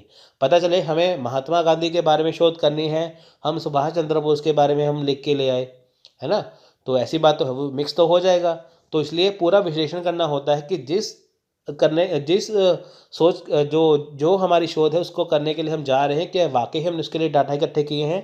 तो यहाँ पे क्या है, पूरा एनालिसिस किया जाता है, जो फालतू चीज़ें उसे काट दिया जाता है, जो काम के उसे रख लिया जाता है। विशुद्ध या मूल शोध यानी कि ट्रू या बेसिक रिसर्च, इसमें सिद्धांत निर्माण होता है जो ज्ञान का विस्तार करता है। इसमें क्या है, गणित तथा मूल विज्ञान के शोध होते हैं। अब देखिए ट्रू या बेसिक रिसर्च क्या है, यानी कि ट्रू रिसर्च क्या है, सच्ची रिसर्च, सच्ची शोध। अब देखिए यहाँ पे क्या है, सिद्धांत निर्माण होता है कि यहाँ पे थ्योरी दी जाती है। थ्योरी देखिए हमेशा ही जब आप किसी चीज़ के पढ़ते हैं वो हमेशा ही करेक्ट होती है। इसमें क्या है, ज्ञान का विस्तार है, इनकी जो जो चीज़ें हैं वो वास्तविक हो, ऐसा नहीं कि झूठ मूठ कुछ भी लिख दिया, है ना। गांधी जी का जन्म अगर गुजरात के पोरबंदर में हुआ है तो हम ये नहीं कह सकते पंजाब में हुआ। तो वो क्या है कि जो आपको चीज़ बताते हैं वो पूरी ही करेक्ट होती है। इसमें क्या है, गणित तथा मूल विज्ञान के शोध आते हैं। अब देखिए साइंटिफिक जो चीज़ें होती हैं, है ना, जैसे हम कहते हैं ना, हमारे पृथ्वी के ऊपर क्या है, गैसों का घेरा है, पृथ्वी क्या है, सूर्य के आसपास क्या है, इर्द गिर्द क्या है, चक्कर लगाती है। तो क्या है, वो वाकई ही चक्कर लगाती है, ठीक है। इसमें क्या है, ये सच्ची बातें हैं। सो ये है। सो नेक्स्ट देखिए प्रायोगिक या प्रयुक्त रिसर्च। अब देखिए ये तो पहले हम कर चुके हैं कि अप्लाइड रिसर्च क्या है। समस्या मूलक पद्धति का उपयोग होता है, किसी सामाजिक व्यवहारिक समस्या का समाधान होता है, इसमें विशुद्ध शोध से सहायता ली जाती है। अप्लाइड रिसर्च वही अप्लाई करके देखना। यहाँ पे क्या है कि जो समस्या उत्पन्न होती है उसका समाधान किया जाता है, वो चाहे सामाजिक हो चाहे व्यवहारिक समस्या हो, यानी कि किसी भी तरह की समस्या का जो हल कहाँ पे ढूंढा जाता है, अप्लाइड रिसर्च में या प्रायोगिक या प्रयुक्त शोध में। अब देखिए हमने डाटा इकट्ठा कर लिया, तथ्य इकट्ठा कर लिए, अगर हम उसे अप्लाई नहीं करेंगे तो पता कैसे चलेगा उसमें गलती है। आपने चीज़ पलटी, अगर आप टेस्ट नहीं देंगे आपको पता कैसे चलेगा आपने वो चीज़ कर ली है। आपने कभी यूजी सेट का एग्ज़ाम नहीं दिया तो हाउ कैन यू से you can qualify easily. So friends, आप नहीं कह सकते कि आप इसे ईजिली क्वालिफाई कर सकते हैं जब तक आप उसे अप्लाई करके नहीं देख सकते। एक अनुसंधानकर्ता तब तक नहीं कर सकता जब तक कि वो उसे अप्लाई करके ना देखे, क्योंकि जब अप्लाई करेगा उसमें काफ़ी सारी समस्याएं आएंगी। मात्रात्मक शोध क्या है? देखिए, क्वांटिटेटिव रिसर्च, इसमें शोधों में चरों का संख्या या मात्रा के आधार पर विश्लेषण किया जाता है। देखिए, इसमें क्या है कि जो क्वांटिटेटिव रिसर्च में क्या है, मात्रात्मक शोध में क्या है कि जो चर होते हैं उसकी क्या है, संख्या या मात्रा के आधार पर विश्लेषण होता है। यानी कि जो उसमें रिसर्च की जाती है, जो उसमें शोध की जाती है, वो जो उसमें चर होते हैं, जितनी उसकी संख्या होती है उसे विश्लेषित किया जाता है कि हमारे पास इतने चर हैं तो ये हम ऐसे रिसर्च करेंगे। यानी कि जब हम चीज़ों को गणितीय तौर पर देखते हैं कि हमारे पास इतनी सारी चीज़ें हैं, ठीक है, वो चीज़ होती है इसमें रिसर्च में। गुणात्मक शोध क्या है? क्वालिटेटिव रिसर्च, यानी कि इन शोधों में चरों का उनके गुणों के आधार पर विश्लेषण होता है। क्वांटिटेटिव यानी कि मात्रात्मक में क्या है कि चरों को मात्रा के आधार पर देखा जाता है, हमारे पास कितने चर हैं। और गुणात्मक में क्या है कि जो हमारे पास चर अवेलेबल है वो कितने क्वालिटी के हैं, कितने अच्छे हैं, कितने उत्तम हैं, वो इसमें देखा जाता है। तो देखिए, अब हम बात करेंगे सैद्धांतिक शोध या थ्योरेटिकल रिसर्च के बारे में। तो देखिए, सिद्धांत निर्माण और विकास पुस्तकालय शोध या उपलब्ध डाटा के आधार पर किया जाता है। तो देखिए, सिद्धांत निर्माण क्या है? अब देखिए, जो भी सिद्धांत होते हैं वो कैसे निर्माण होते हैं रिसर्च में? जब हमारे पास जो डाटा उपलब्ध हो उसके आधार पर, यानी कि उपलब्ध डाटा के आधार पर जो शोध होती है, जो उपलब्ध डाटा के आधार पर जो शोध होती है, जो निर्माण होता है, उसे सिद्धांत निर्माण कहते हैं। हम कहते हैं ना कि ये हमारी शोध के ये सिद्धांत हैं, इस सिद्धांत के द्वारा हमने ये शोध किया। तो वो कैसे करेंगे? जो हमारे पास डाटा उपलब्ध होगा, ठीक है, उसे कहते हैं सैद्धांतिक शोध या थ्योरेटिकल रिसर्च। सो देखिए, नेक्स्ट है अनुभाविक शोध, यानी कि एम्पिरिकल रिसर्च। देखिए, ये वो रिसर्च होती है, ये वो शोध होती है जो अनुभव के आधार पर आती है। सो देखिए, इसके 3 प्रकार हैं, जैसे परीक्षण यानी कि ऑब्जर्वेशन, सहसंबंधात्मक यानी कि कोरिलेशनल या प्रयोगात्मक, और एक्सपेरिमेंटल। अब देखिए, मान लीजिए आप रिसर्च करने जाते हैं या एक शोधकर्ता जो शोध करता है या रिसर्च करता है उसके पास अनुभव होता है, उसके पास क्या होता है? अनुभव। तो देखिए, तो पहले वो चीज़ों को ऑब्जर्व करेगा, पहले उसका परीक्षण करेगा, ऑब्जर्व करेगा ना कि क्या ये चीज़ सही है, गलत है। अब आप देखिए, आपने इतनी बार यूजीसी नेट का एग्ज़ाम डाला होगा तो आपने ऑब्जर्व किया होगा एग्ज़ाम में क्वेश्चन कैसे आते हैं, है ना। तो ऑब्जर्व करना ज़रूरी है, परीक्षण किया जाता है पहले शोधकर्ता के द्वारा। फिर कोरिलेशन, यानी कि दो जो चीज़ें आपस में हैं उनका आपस में संबंध क्या है, उनका रिलेशन देखा जाता है, संबंध देखा जाता है, क्या वो आपस में जुड़ते हैं। उसके बाद प्रयोगात्मक, एक्सपेरिमेंट करके देखा जाता है, प्रयोग करके देखा जाता है कि जो उसने रिसर्च की है कि क्या वो एक्सपेरिमेंट के दौरान पास हुई है या फेल है। सिंपल सी बात है, मान लीजिए आपने यूजीसी नेट की तैयारी की है ना, आपने ऑब्जर्व किया, फिर आपने आपस में क्या है, सहसंबंधात्मक कोरिलेशन करके देखा कि जो आप क्वेश्चन पढ़ते हैं क्या वैसे ही सेम एग्जाम में आते हैं, आपने रिलेशन देखा। फिर आपने एक्सपेरिमेंट किया कि जो आपने पढ़ा था फिर आपने उसका टेस्ट लगा कर देखा, एग्जाम दे के देखा, तो वो कहता है एक्सपेरिमेंट हो गया।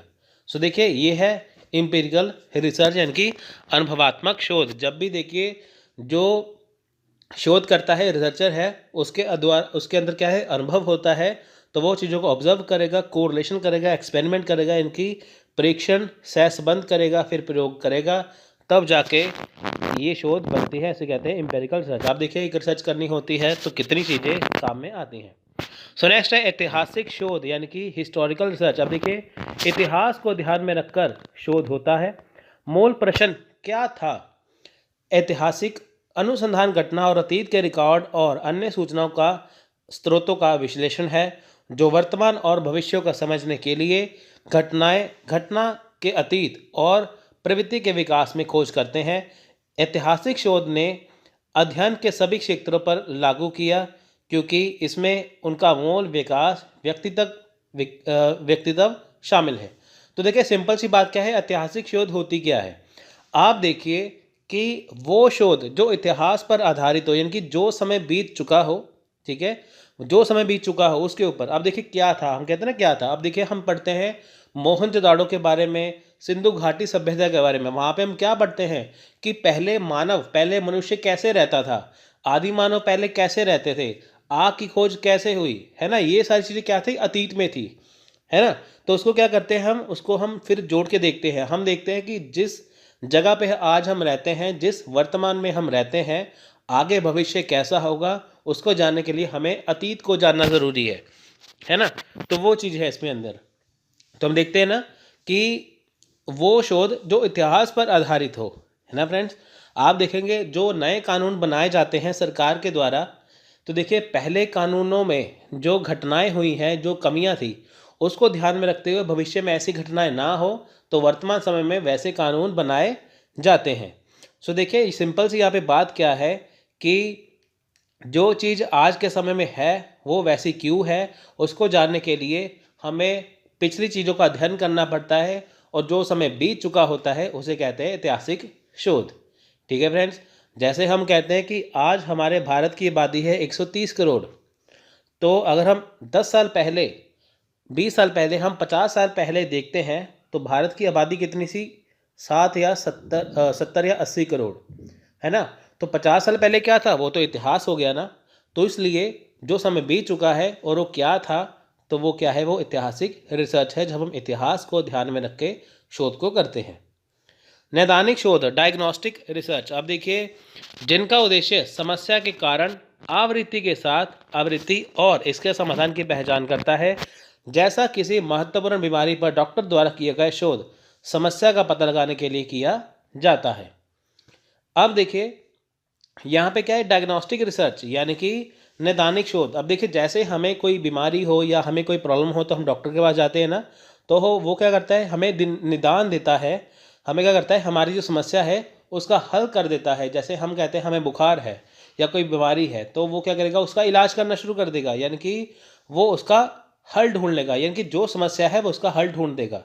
तो ऐसे ही देखिए कि जो एक अनुसंधानकर्ता के पास जो समस्या है वो एक बीमारी के रूप में है, फिर उसका वो क्या करेगा, समाधान ढूंढेगा। यानी कि अनुसंधानकर्ता के पास जो समस्या है, जो प्रश्न है, उसका समाधान ढूंढना है, तो उसे कहते हैं नैदानिक शोध। सो देखिए नेशनल साइंस फाउंडेशन ने शोध का वर्गीकरण निम्नलिखित ढंग से किया है। सो देखिए वास्तव में शोध मूल्य में तथ्यों का नवीन ढंग से विश्लेषण प्रस्तुत करता है। अब देखिए जो वास्तव में जो शोध है वो मूल रूप से क्या है, तथ्यों का नवीन ढंग से विश्लेषण करना। यानी कि देखिए जो तथ्य हम इकट्ठे कर चुके हैं उनको नए ढंग से पेश करना, तो वो क्या है, शोध वो है जिसके द्वारा वर्तमान ज्ञान कोश में वृद्धि हो।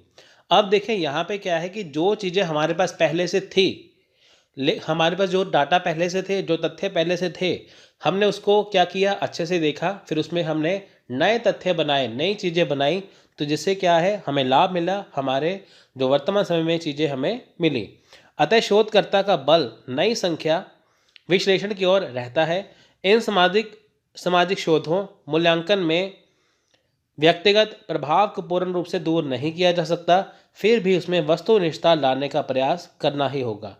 इस दृष्टि से इसके वर्गीकरण पर विचार करना ही संगत रहेगा। शोध एक विकासोन्मान प्रत्यय है। इनकी प्रकृति गत्यात्मक, आधार वैज्ञानिक, विकास अभिसंचय और ज्ञान एवं वित्ता का दिग्दर्शक है। देखिए यहाँ पे सिंपल सा क्या कहते हैं कि जब भी रिसर्च की जाती है तो उसमें क्या है, जो मूल्यांकन होता है वो क्या है, वो व्यक्तिगत प्रभाव को क्या है, उससे दूर नहीं रह सकते। यानी कि जब भी हम शोध करते हैं उसमें क्या है, व्यक्तिगत प्रभाव होता है, उसमें क्या है, वस्तुनिष्ठता लाने का प्रयास किया जाता है, उसे बेहतर बनाने की कोशिश की जाती है। ठीक है, इसमें क्या है कि जो उसका वर्गीकरण है उस पर विचार करते हैं कि जो शोध है वो कितने तरह की होती है, वो कैसे होती है ना, वो सारी चीज़ें इसमें देखी जाती है। अब देखिए इन बातों को ध्यान में रखते हुए क्या है, इसका एडवर्ड और क्रॉन बैंक का वर्गीकरण है। देखिए ये दो राइटर हैं। अब देखिए सर्वेक्षण शोध, ये कहते हैं सर्वे रिसर्च। अब देखिए जो रिसर्च सर्वे के आधार पर हो, है ना, सर्वे, अब देखिए होता है ना, जैसे इलेक्शन के टाइम पे देखिए, जैसे मान लीजिए इलेक्शन आ जाएँ तो आप सर्वे करते हैं ना कि बताइए कांग्रेस को कितनी सीटें मिलेंगी, बीजेपी को कितनी मिलेगी, आम आदमी पार्टी को कितनी सीटें मिलेंगी। वो क्या है, वो सर्वे करते हैं, तो जिससे पता लगाया जा सके कि कितने लोग कितनी पार्टी के साथ हैं। तो वैसा ही देखिए रिसर्च करते हैं, है ना, आपको रिसर्च करना है कि इस बार कौन सी पार्टी जीतेगी, तो आपको क्या है वहाँ पे सर्वे करना होगा, जो सरकार भी सर्वे करवाती है। तो सर्वे के आधार पर जो डाटा इकट्ठा होता है उसे कहते हैं सर्वे रिसर्च या सर्वेक्षण शोध। इस प्रकार के शोध का संबंध उन सामान्य समस्याओं से है जिनके अंतर्गत यह निश्चित करते हैं कि कौन सा चर किस अन्य चर से किस रूप में किस सीमा तक संबंध है।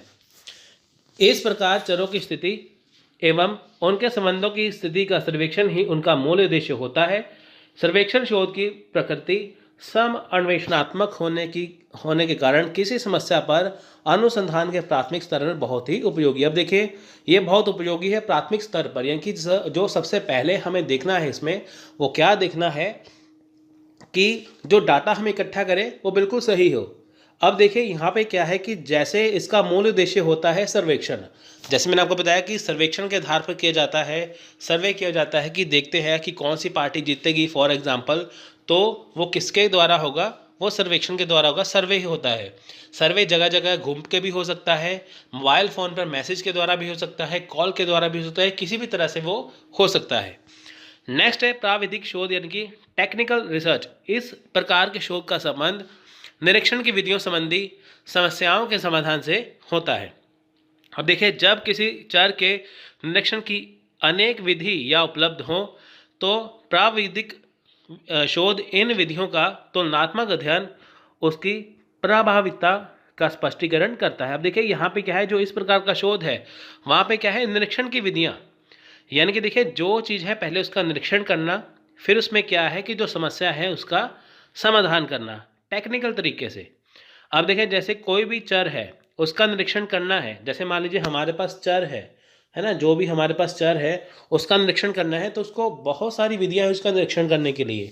जो भी हमारे पास तथ्य हैं उसको बहुत सारी विधियां हैं उसको देखने के लिए। तो ऐसे ही क्या है कि जब भी किसी चीज़ को देखना है वो सही है या गलत है, उसके लिए बहुत सारी टेक्निक है, बहुत सारी विधियाँ होती हैं, उसे कहते हैं टेक्निकल रिसर्च। सो देखिए नेक्स्ट है अप्लाइड रिसर्च। देखिए हम पहले भी कर चुके हैं कितनी बार प्रयुक्ति, यानी कि जब चीज़ों को अप्लाई करके देखा जाता है, जो समस्याएं हैं उसका समाधान कैसे किया जाता है, चीज़ों को अप्लाई करके, चीज़ों को प्रयुक्त करके। ठीक है फ्रेंड्स, ये तो हम कर चुके हैं।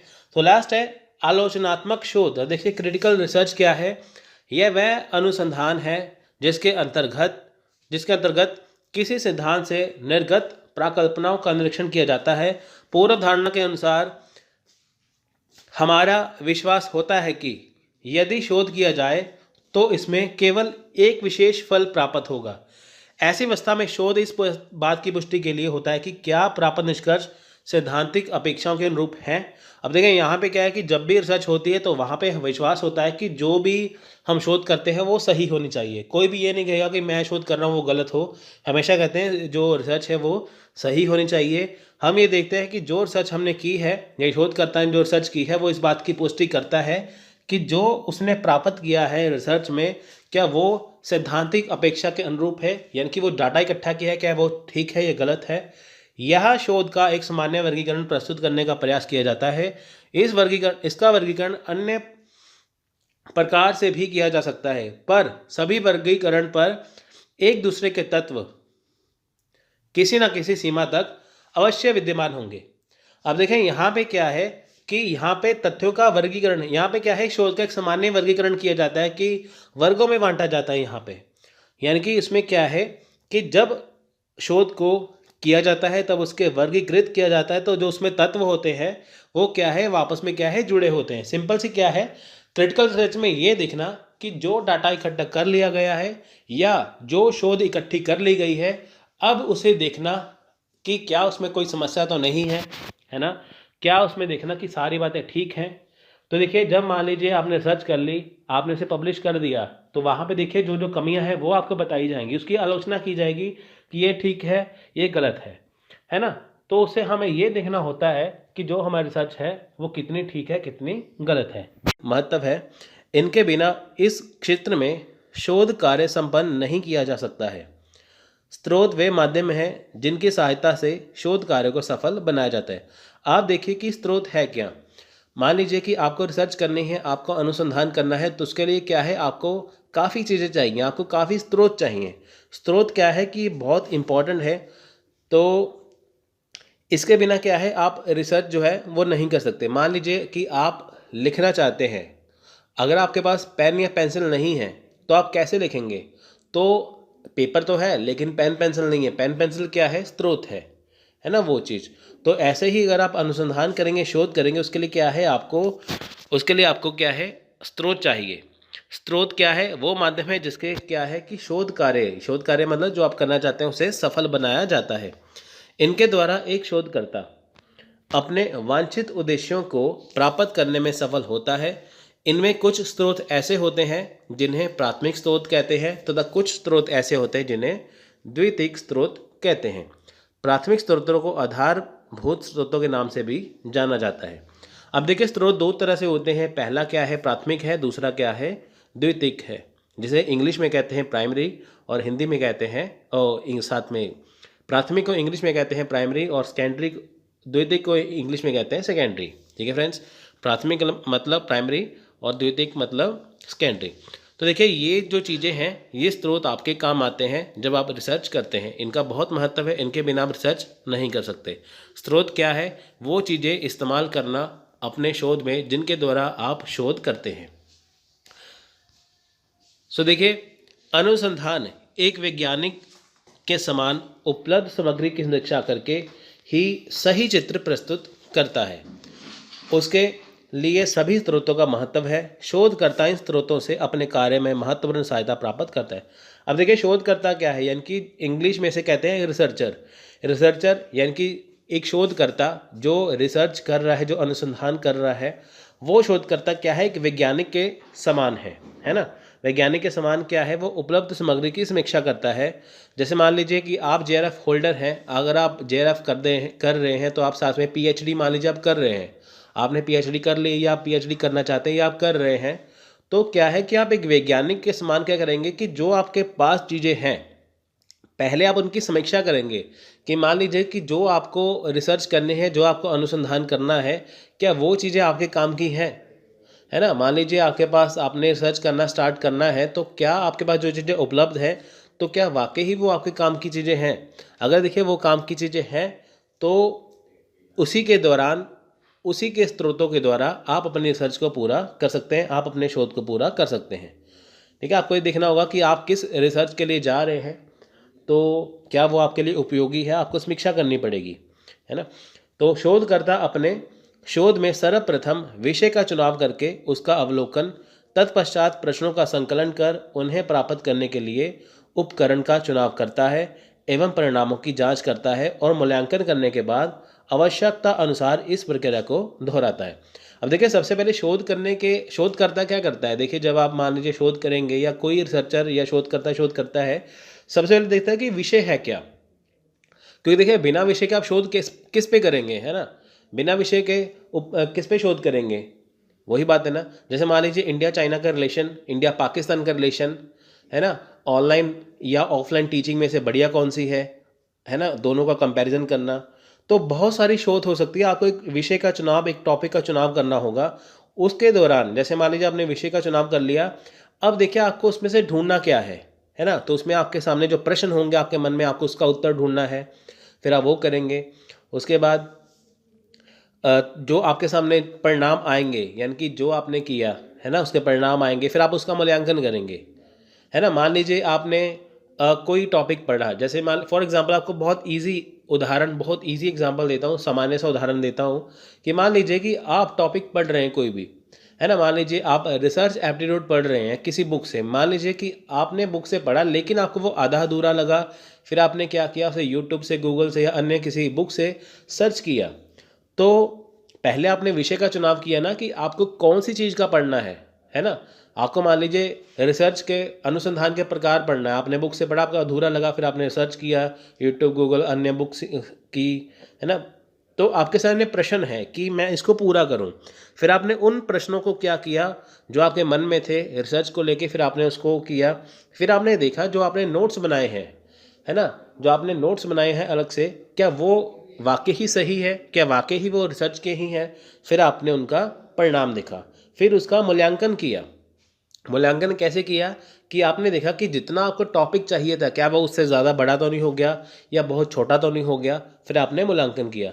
तो ऐसे करते करते आप हर एक विषय के बारे में नोट्स बनाते जाते हैं, तो आप उसका मूल्यांकन करते जाते हैं, और इस प्रकार आप शोध करते जाते हैं, है ना।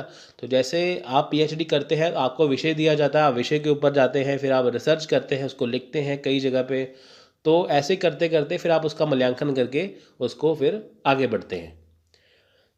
अनुसंधान के स्रोत कई प्रकार के दस्तावेज हैं जो एक जांच करने के लिए आवश्यक जानकारी और उपयोगी ज्ञान प्रदान करने और परिणाम स्वरूप ज्ञान उत्पन्न करते हैं। तो देखिए ये क्या है, कई प्रकार के दस्तावेज हो सकते हैं, है ना, जो आपको आवश्यक जानकारी देते हैं। दस्तावेज मतलब कि जैसे आपका कोई विषय है, आपने किसी बुक से पढ़ा, अखबार से पढ़ा, है ना, समाचार पत्रों से पढ़ा, आपने किसी बुक से पढ़ा, किसी राइटर का पढ़ा, किसी से सुना, है ना, वो सारी जो चीज़ें हैं वो दस्तावेज है आपके सामने, है ना। तो आपने उसका जांच किया कि जो आपको चीज़ चाहिए क्या उसमें आपको मिल रही है। कई बार होता है ना ऐसे, हमें एक टॉपिक चाहिए होता है, हमें पूरी बुक खरीदनी पड़ती है, फिर हम उस टॉपिक को उस बुक में से खोजते हैं, है ना। तो उससे क्या है कि आप अपना ज्ञान उत्पन्न तब करते हैं। तो ये स्रोत कई प्रकार के देखिए दस्तावेजों में होता है। देखिए प्रत्येक शोध प्रक्रिया एक परिभाषित विषय से संबंधित जानकारी की खोज के साथ शुरू होती है और उपलब्ध विभिन्न स्रोतों के आसपास विकसित होती है। तो देखिए यहाँ पे क्या है कि जो प्रत्येक शोध प्रक्रिया है, प्रत्येक रिसर्च की जो प्रक्रिया है, रिसर्च प्रोसेस है हर तरह का, वो क्या है, परिभाषित विषय से संबंधित है। परिभाषित विषय मतलब कि जिसको आपको डिफाइन करना है, जिसे आपको परिभाषित करना है ना। तो उसके बारे में क्या करेंगे, आप संबंधित जानकारी इकट्ठा करेंगे। अब देखिए मान लीजिए आपको रिसर्च एप्टीट्यूड के बारे में पता करना है, आपको पता करना है इसके बारे में, है ना। आपको मान लीजिए यूजीसी नेट के बारे में पता करना है, सिंपल सी बात है, आपको यूजीसी नेट के पेपर 1 के बारे में, पेपर 2 के बारे में पता करना है, पूरा पता करना है कि यूजीसी पेपर क्यों करवाती है, कैसे करवाती है, वो है क्या। तो क्या करेंगे, आप सबसे पहले उसकी खोज करेंगे कि वो यूजीसी है क्या, है ना। जो आपके पास उपलब्ध सोर्स होंगे, स्रोत क्या है आपके पास, आप या तो गूगल से सर्च करेंगे या कोई वीडियो देखेंगे या किसी बुक से पढ़ेंगे, है ना, उसके बारे में। तो उससे क्या है कि आपको उसकी जानकारी मिलेगी, यानी कि परिभाषित विषय, यानी कि जो आपके पास विषय ऑलरेडी है, आपको उसे क्या है कि आपको उसे खोजना है। तो इससे क्या है कि देखिए जैसे परिकल्पना हो सकती है, आपके परिकल्पना होती है कि दिमाग में जो आपकी बातें घूमती हैं, जैसे इंग्लिश में कहते हैं हाइपोथेसिस, हिंदी में कहते हैं परिकल्पना। सिद्धांत है, तकनीक है, अन्य प्रकार के दस्तावेज हैं, ये सारी चीज़ें आपकी मदद करती हैं शोध प्रक्रिया में। जब भी आप कोई शोध करते हैं, अनुसंधान करते हैं, आपको उसके विषय के बारे में जानकारी मिलती है। तो कैसे मिलती है, परिकल्पना से, सिद्धांत से, तकनीक से, या अन्य प्रकार के कोई भी दस्तावेज हो वो। नेक्स्ट है अनुसंधान या शोध के सूत्र शोधकर्ता को सूचना का महत्वपूर्ण विश्लेषण करने की अनुमति देते हैं। इन्हें अनुसंधान के प्रस्तावित जोर के अनुसार चुना जाता है। यह प्राथमिक होते हैं। देखिए जैसे जो शोध करता है ना, उसको क्या है कि बहुत सारी चीज़ें मिलती हैं। देखिए उसके महत्वपूर्ण विश्लेषण करना होता है, जिसके लिए क्या है, उसे प्राथमिक चीज़ें देखनी पड़ती हैं, है ना। जैसे देखिए साक्षात्कार है, किसी का इंटरव्यू देख लिया, समाचार पत्र हो गया, मूल दस्तावेज हो गए। आप देखिए जब भी आप कहते हैं ना कि आप जैसे यूजीसी नेट की तैयारी करते हैं, मान लीजिए आपका हिस्ट्री या इतिहास विषय है, या आपका गृह विज्ञान है, या आपका राजनीति शास्त्र है, तो आप देखिए जब बच्चे क्वालिफाई कर लेते हैं तो आप उसका इंटरव्यू सुनते हैं कि उसने कौन सी बुक फॉलो की, कैसे पढ़ा, कितने घंटे पढ़ा, है ना, वो चीज़। तो साक्षात्कार वो हो गया कि आपको शोध करना है, आपको एक अच्छे से देखना है, तो आप साक्षात्कार देखेंगे, समाचार देखेंगे, मूलभूत दस्तावेज देखेंगे, है ना। तो ये तो हो गया प्राथमिक। दूसरा क्या है, विश्वकोश, यानी कि माध्यमिक, सेकेंडरी क्या है, विश्वकोश देखेंगे, इंसाइक्लोपीडिया, सार की समीक्षा करेंगे, ग्रंथ सूची देखेंगे, ये सारी चीज़ें। ये प्राथमिक और माध्यमिक क्या है, आपकी जो आपकी जो शोध है, जो आपका अनुसंधान है, उसको आगे बढ़ाते हैं, उसके लिए होती है। यानी कि जब भी आपको अनुसंधान करना है, किसी शोधकर्ता हो अनुसंधान करना है, शोध करना है, तो उसे प्राथमिक और माध्यमिक चीज़ों को इस्तेमाल करना होता है। प्राथमिक और माध्यमिक स्रोत सामान्य रूप से मान्य हैं। हालांकि प्राथमिक स्रोतों को प्रथम हस्त स्रोतों के रूप में माना जाता है, जबकि द्वितीयक स्रोत एक विशेष विषय से संबंधित सारांश जानकारी से बने हैं। अब देखिए जो प्राथमिक और माध्यमिक स्रोत क्या है, ये सामान्य रूप से देखिए मान्य है, दोनों ही तरह से वैलिड है, ये मान्य है। लेकिन क्या है जो देखिए जो प्राथमिक स्रोत है वो हस्त स्रोत है, यानी कि प्राथमिक स्रोत क्या है, जैसे आप समाचार पत्र पढ़ते हैं या आप किसी का इंटरव्यू देखते हैं, ये सारी चीज़ें क्या है, ये प्राथमिक हैं। द्वितीय क्या है कि जब आप किसी और चीज़ की हेल्प लेते हैं, यानी कि जो आपके पास अभी है वो क्या है, प्राथमिक है ना, जो चीज़ वैलिड है। लेकिन माध्यमिक क्या है, द्वितीय क्या है कि जो दूसरी चीज़ें हैं, ठीक है, ये सारी चीज़ें क्या हैं, ये मान्य है। सो देखिए यहाँ पे क्या है, अनुसंधान या शोध स्रोतों के प्रकार, देखिए टाइप्स ऑफ रिसर्च सोर्सेज क्या है, वही है। अब इसमें हम डिफाइन करेंगे प्राथमिक सोर्स को या प्राइमरी सोर्स को या द्वितीय को, सेकेंडरी को। तो देखिए सबसे पहले बात करते हैं प्राथमिक स्रोत के बारे में। प्राथमिक स्रोत क्या है कि वे हैं जिनका उपयोग सीधे सूचना तक पहुंचने के लिए किया जाता है। देखिए इसमें क्या है कि जैसे आपको किसी भी सूचना के बारे में जानकारी प्राप्त करनी है, मान लीजिए आपको प्राथमिक स्रोत आपके पास है, लेकिन आपको बहुत कुछ सीखना है, बहुत सारी चीज़ें आपको इकट्ठा करनी है, तो उससे क्या है कि आप उस सूचना तक पहुंच सकते हैं। वे सभी ऐसे हैं जिनमें पहले हाथ की जानकारी, है ना, मूल और बिना संक्षिप्त विवरण शामिल है। प्राथमिक स्रोत मतलब जो सबसे पहले आप इस्तेमाल करते हैं जिन चीज़ों का, वो है प्राथमिक। उसके बाद जो आप चीज़ें इस्तेमाल करेंगे वो क्या है, सेकेंडरी या द्वितीयक। अब देखिए प्राथमिक स्रोत में क्या है, सीधे ही सूचना तक आप पहुंचते हैं। मान लीजिए आपको किसी चीज़ के बारे में पता करना है, तो आप सीधे ही समाचार पत्र पढ़ेंगे, आपको सारी जानकारी इसमें मिल जाएंगी, है ना। तो प्राथमिक स्रोत क्या है, माध्यमिक स्रोतों की तरह विश्वसनीय और सटीक है। यानी कि देखिए जो प्राथमिक स्रोत क्या है, वो माध्यमिक स्रोत जो है उसी की तरह क्या है, सटीक है, विश्वसनीय है, उसके लिए क्या है, विश्वास किया जा सकता है। इसकी सामग्री प्रत्यक्ष प्रमाण या विषय वस्तु पर गवाही आधारित है। यानी कि देखिए यहाँ क्या क्या है कि प्राथमिक स्रोत क्या है कि माध्यमिक स्रोत की तरह बिल्कुल सही है ना, ऐसा नहीं कि बिल्कुल भी गलत है। ये जैसे प्राथमिक स्रोत है, जैसे माध्यमिक स्रोत है, दोनों एक तरह से सटीक माने जाते हैं। उसी तरह देखिए जो इसकी सब सामग्री है, यानी कि जो इसमें जो सामग्री इस्तेमाल करते हैं वो सभी भी सही है, बिल्कुल वो विषय वस्तु पर गवाही पर आधारित होती है। प्राथमिक शोध के स्रोतों में क्या है, देखिए इसमें पर्सनल डायरी है, समाचार है, उपन्यास है, मिनट है, साक्षात्कार है, कविता है, शोध है, आत्मकथाएं हैं, पत्र और भाषण शामिल हैं। यानी कि ये वो चीज़ें हैं जो आप स्रोत में सबसे पहले इस्तेमाल करते हैं, इनको बोलते हैं प्राथमिक स्रोत। अब बारी आती है देखिए द्वितीयक या माध्यमिक स्रोत या सेकेंडरी सोर्स की। सेकेंडरी सोर्स या द्वितीयक स्रोत वो होते हैं जो संश्लेषित पुनः प्राप्त सूचनाओं से बने होते हैं। वे त्वरित संदर्भ उपकरण के रूप में कार्य करने के लिए डिज़ाइन किए गए शोध स्रोत हैं।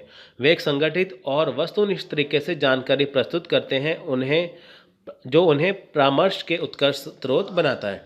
देखिए सेकेंडरी सोर्सेज क्या है, माध्यमिक स्रोत क्या है कि यहाँ पे आपको जो सारी चीज़ें हैं वो वस्तुनिष्ठ तरीके से प्राप्त होती हैं, है ना। यहाँ पे आपको जो चीज़ें प्राप्त होती हैं वो संगठित होती हैं एक ही जगह पे, है ना। जबकि देखिए माध्यमिक के में क्या है, आपको चीज़ें सभी जगह से इकट्ठी करनी है, चाहे आप इंटरव्यू से करें, चाहे आप समाचार पत्र से करें। लेकिन माध्यमिक स्रोत क्या है, सेकेंडरी, कि जहाँ पे आपको सारी चीज़ें एक ही जगह पे मिल जाती हैं।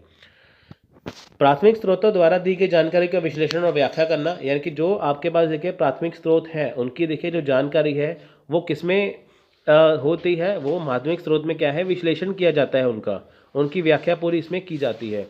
माध्यमिक अनुसंधान एक विषय के सामान्यीकरण से प्राप्त होते हैं। देखिए जो इसके विषय हैं वो सामान्यीकरण से प्राप्त हो जाते हैं आसानी से।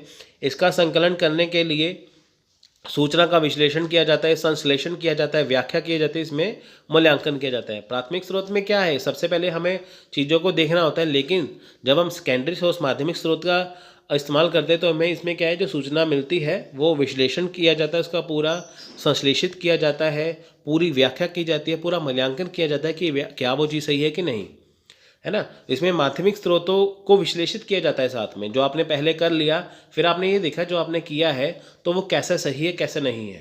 यानी कि जो प्राथमिक में आपने किया वही आपने माध्यमिक में उसे क्या है, विश्लेषित कर लिया, है ना। माध्यमिक अनुसंधान के अन्य स्रोतों से देखिए जैसे विश्वकोश इंसाइक्लोपीडिया, सार पत्रिकाएँ हैं, पुस्तकालय कैटलॉग है, अनुक्रमणिका है, इंडेक्सेस हैं, साहित्यिक टिप्पणियाँ हैं, समालोचना है, ये सारी चीज़ें इसमें शामिल हैं। और किसी भी शैक्षणिक कार्य के स्रोतों की रिकॉर्डिंग शामिल है, यानी कि ये सारी चीज़ें किस में आती हैं, माध्यमिक में। प्राथमिक स्रोत क्या है जो आप सबसे पहले इस्तेमाल करते हैं, तो वो बटा हुआ होता है छोटे छोटे भागों में। माध्यमिक स्रोत क्या है जो संगठित होता है, जो आप दूसरी तरफ इस्तेमाल करते हैं प्राथमिक के बाद। तो देखिए अब बारी आती है अनुसंधान की सामान्य विशेषताएं। आपका यहाँ पे देखिए क्लियर करता हूँ, यहाँ पे अनुसंधान की सामान्य विशेषताएं है, ये बेसिक इसके करेक्टरिस्टिक्स है, बेसिक सामान्यताएं, सॉरी बेसिक इसकी क्या है विशेषताएं हैं, है ना। अनुसंधान की ये सामान्य विशेषताएं हैं, ये बेसिक है, इसे हम डिस्कस करेंगे।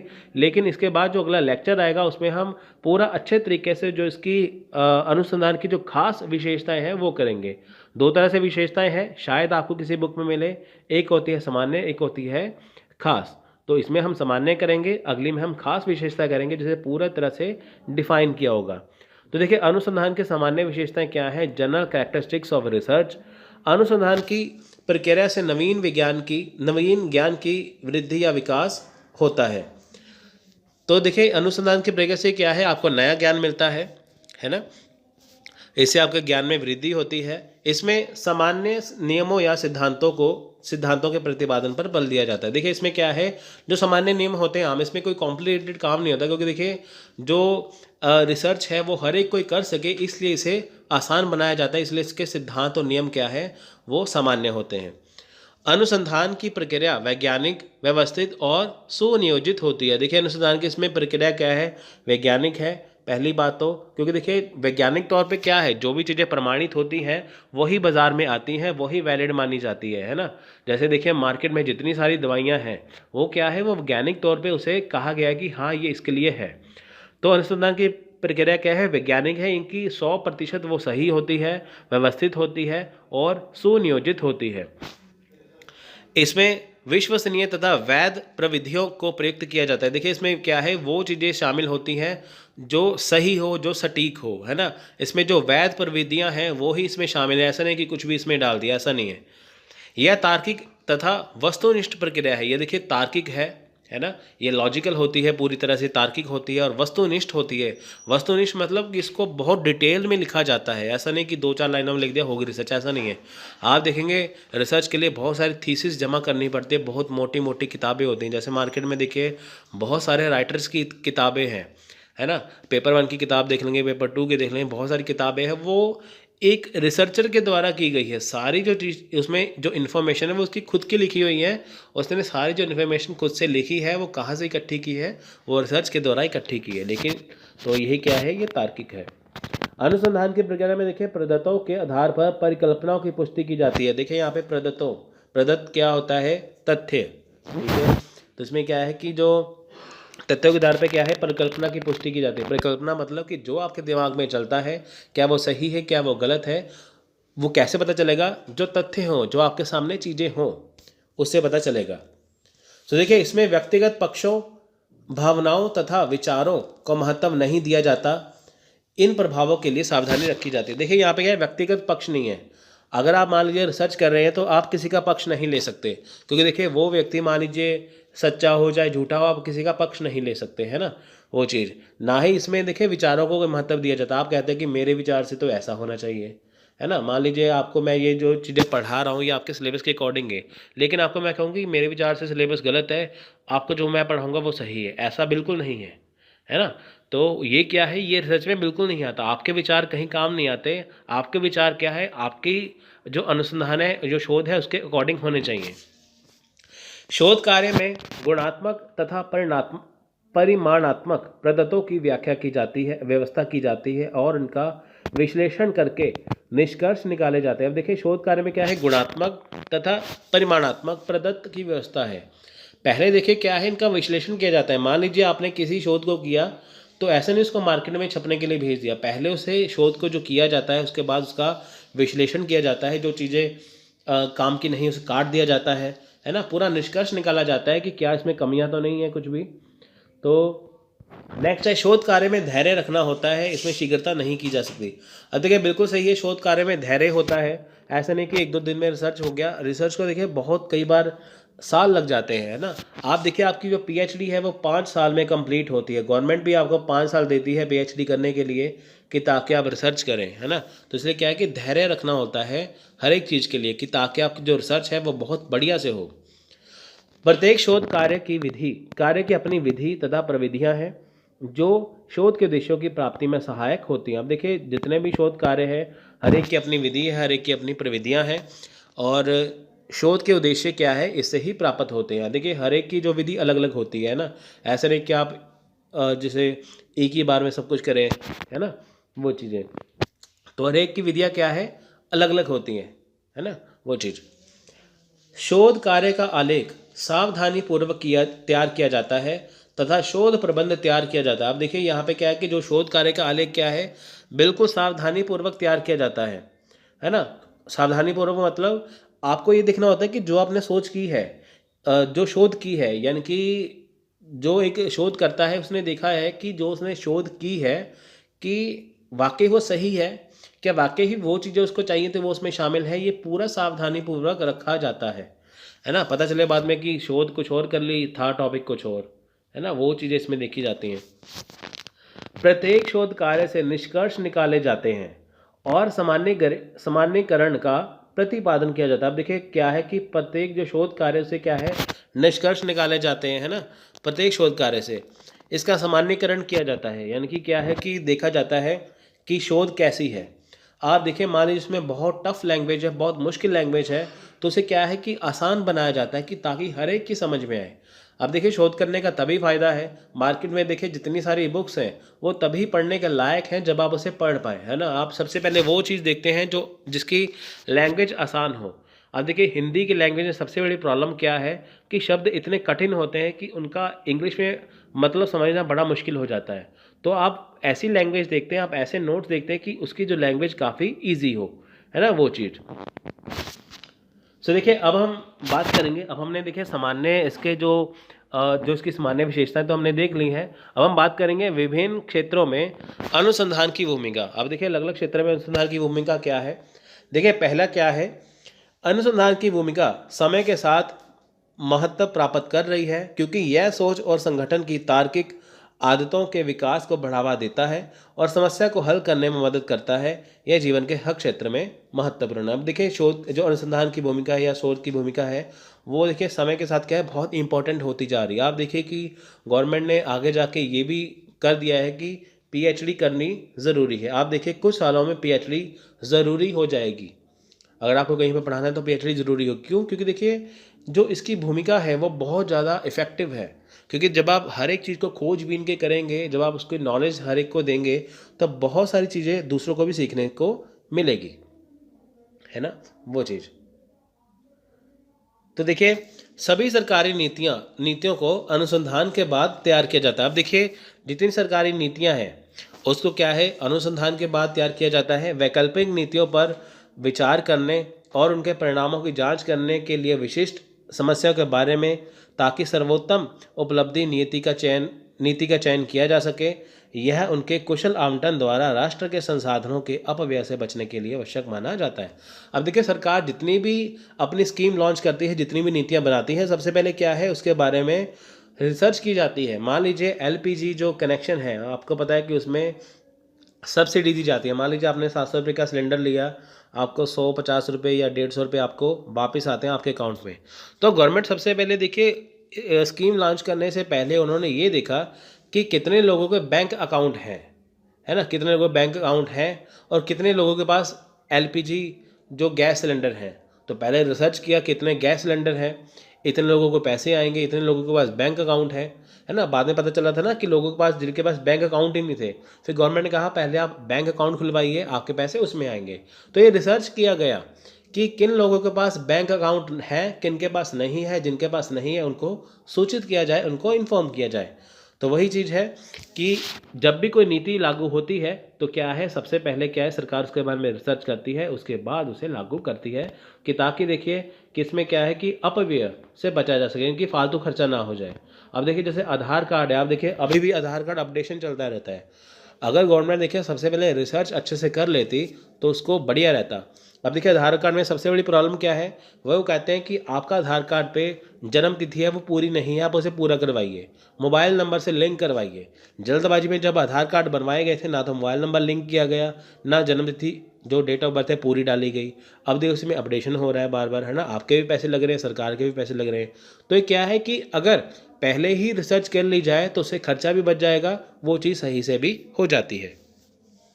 सो देखिए, कार्यान्वयन के बाद नीतियों के परिणामों और प्रभावशीलता का मूल्यांकन करने के लिए अनुसंधान का प्रयोग किया जाता है। अब देखिए नीतियों का परिणाम क्या है, यानी कि मान लीजिए कि आपने जो चीज़ कर ली उसके बाद देखिए वो कितनी प्रभावी है, उसका मूल्यांकन किया जाता है, क्या आपकी जो रिसर्च है वो सही है या नहीं है ना। मान लीजिए किसी राइटर ने मार्केट में बुक निकाल दी सबसे ईजी, पेपर वन की सबसे अच्छी बुक है, उसके लिए अच्छी है, लेकिन जब आपने वो पढ़ा आपको उसमें कुछ लगा ही नहीं, है ना, तो उसकी क्या है, मेहनत ख़राब हो गई। लेकिन जब आपको उसकी बुक अच्छी लगी, उसकी मेहनत सफल हो गई, वो चीज़।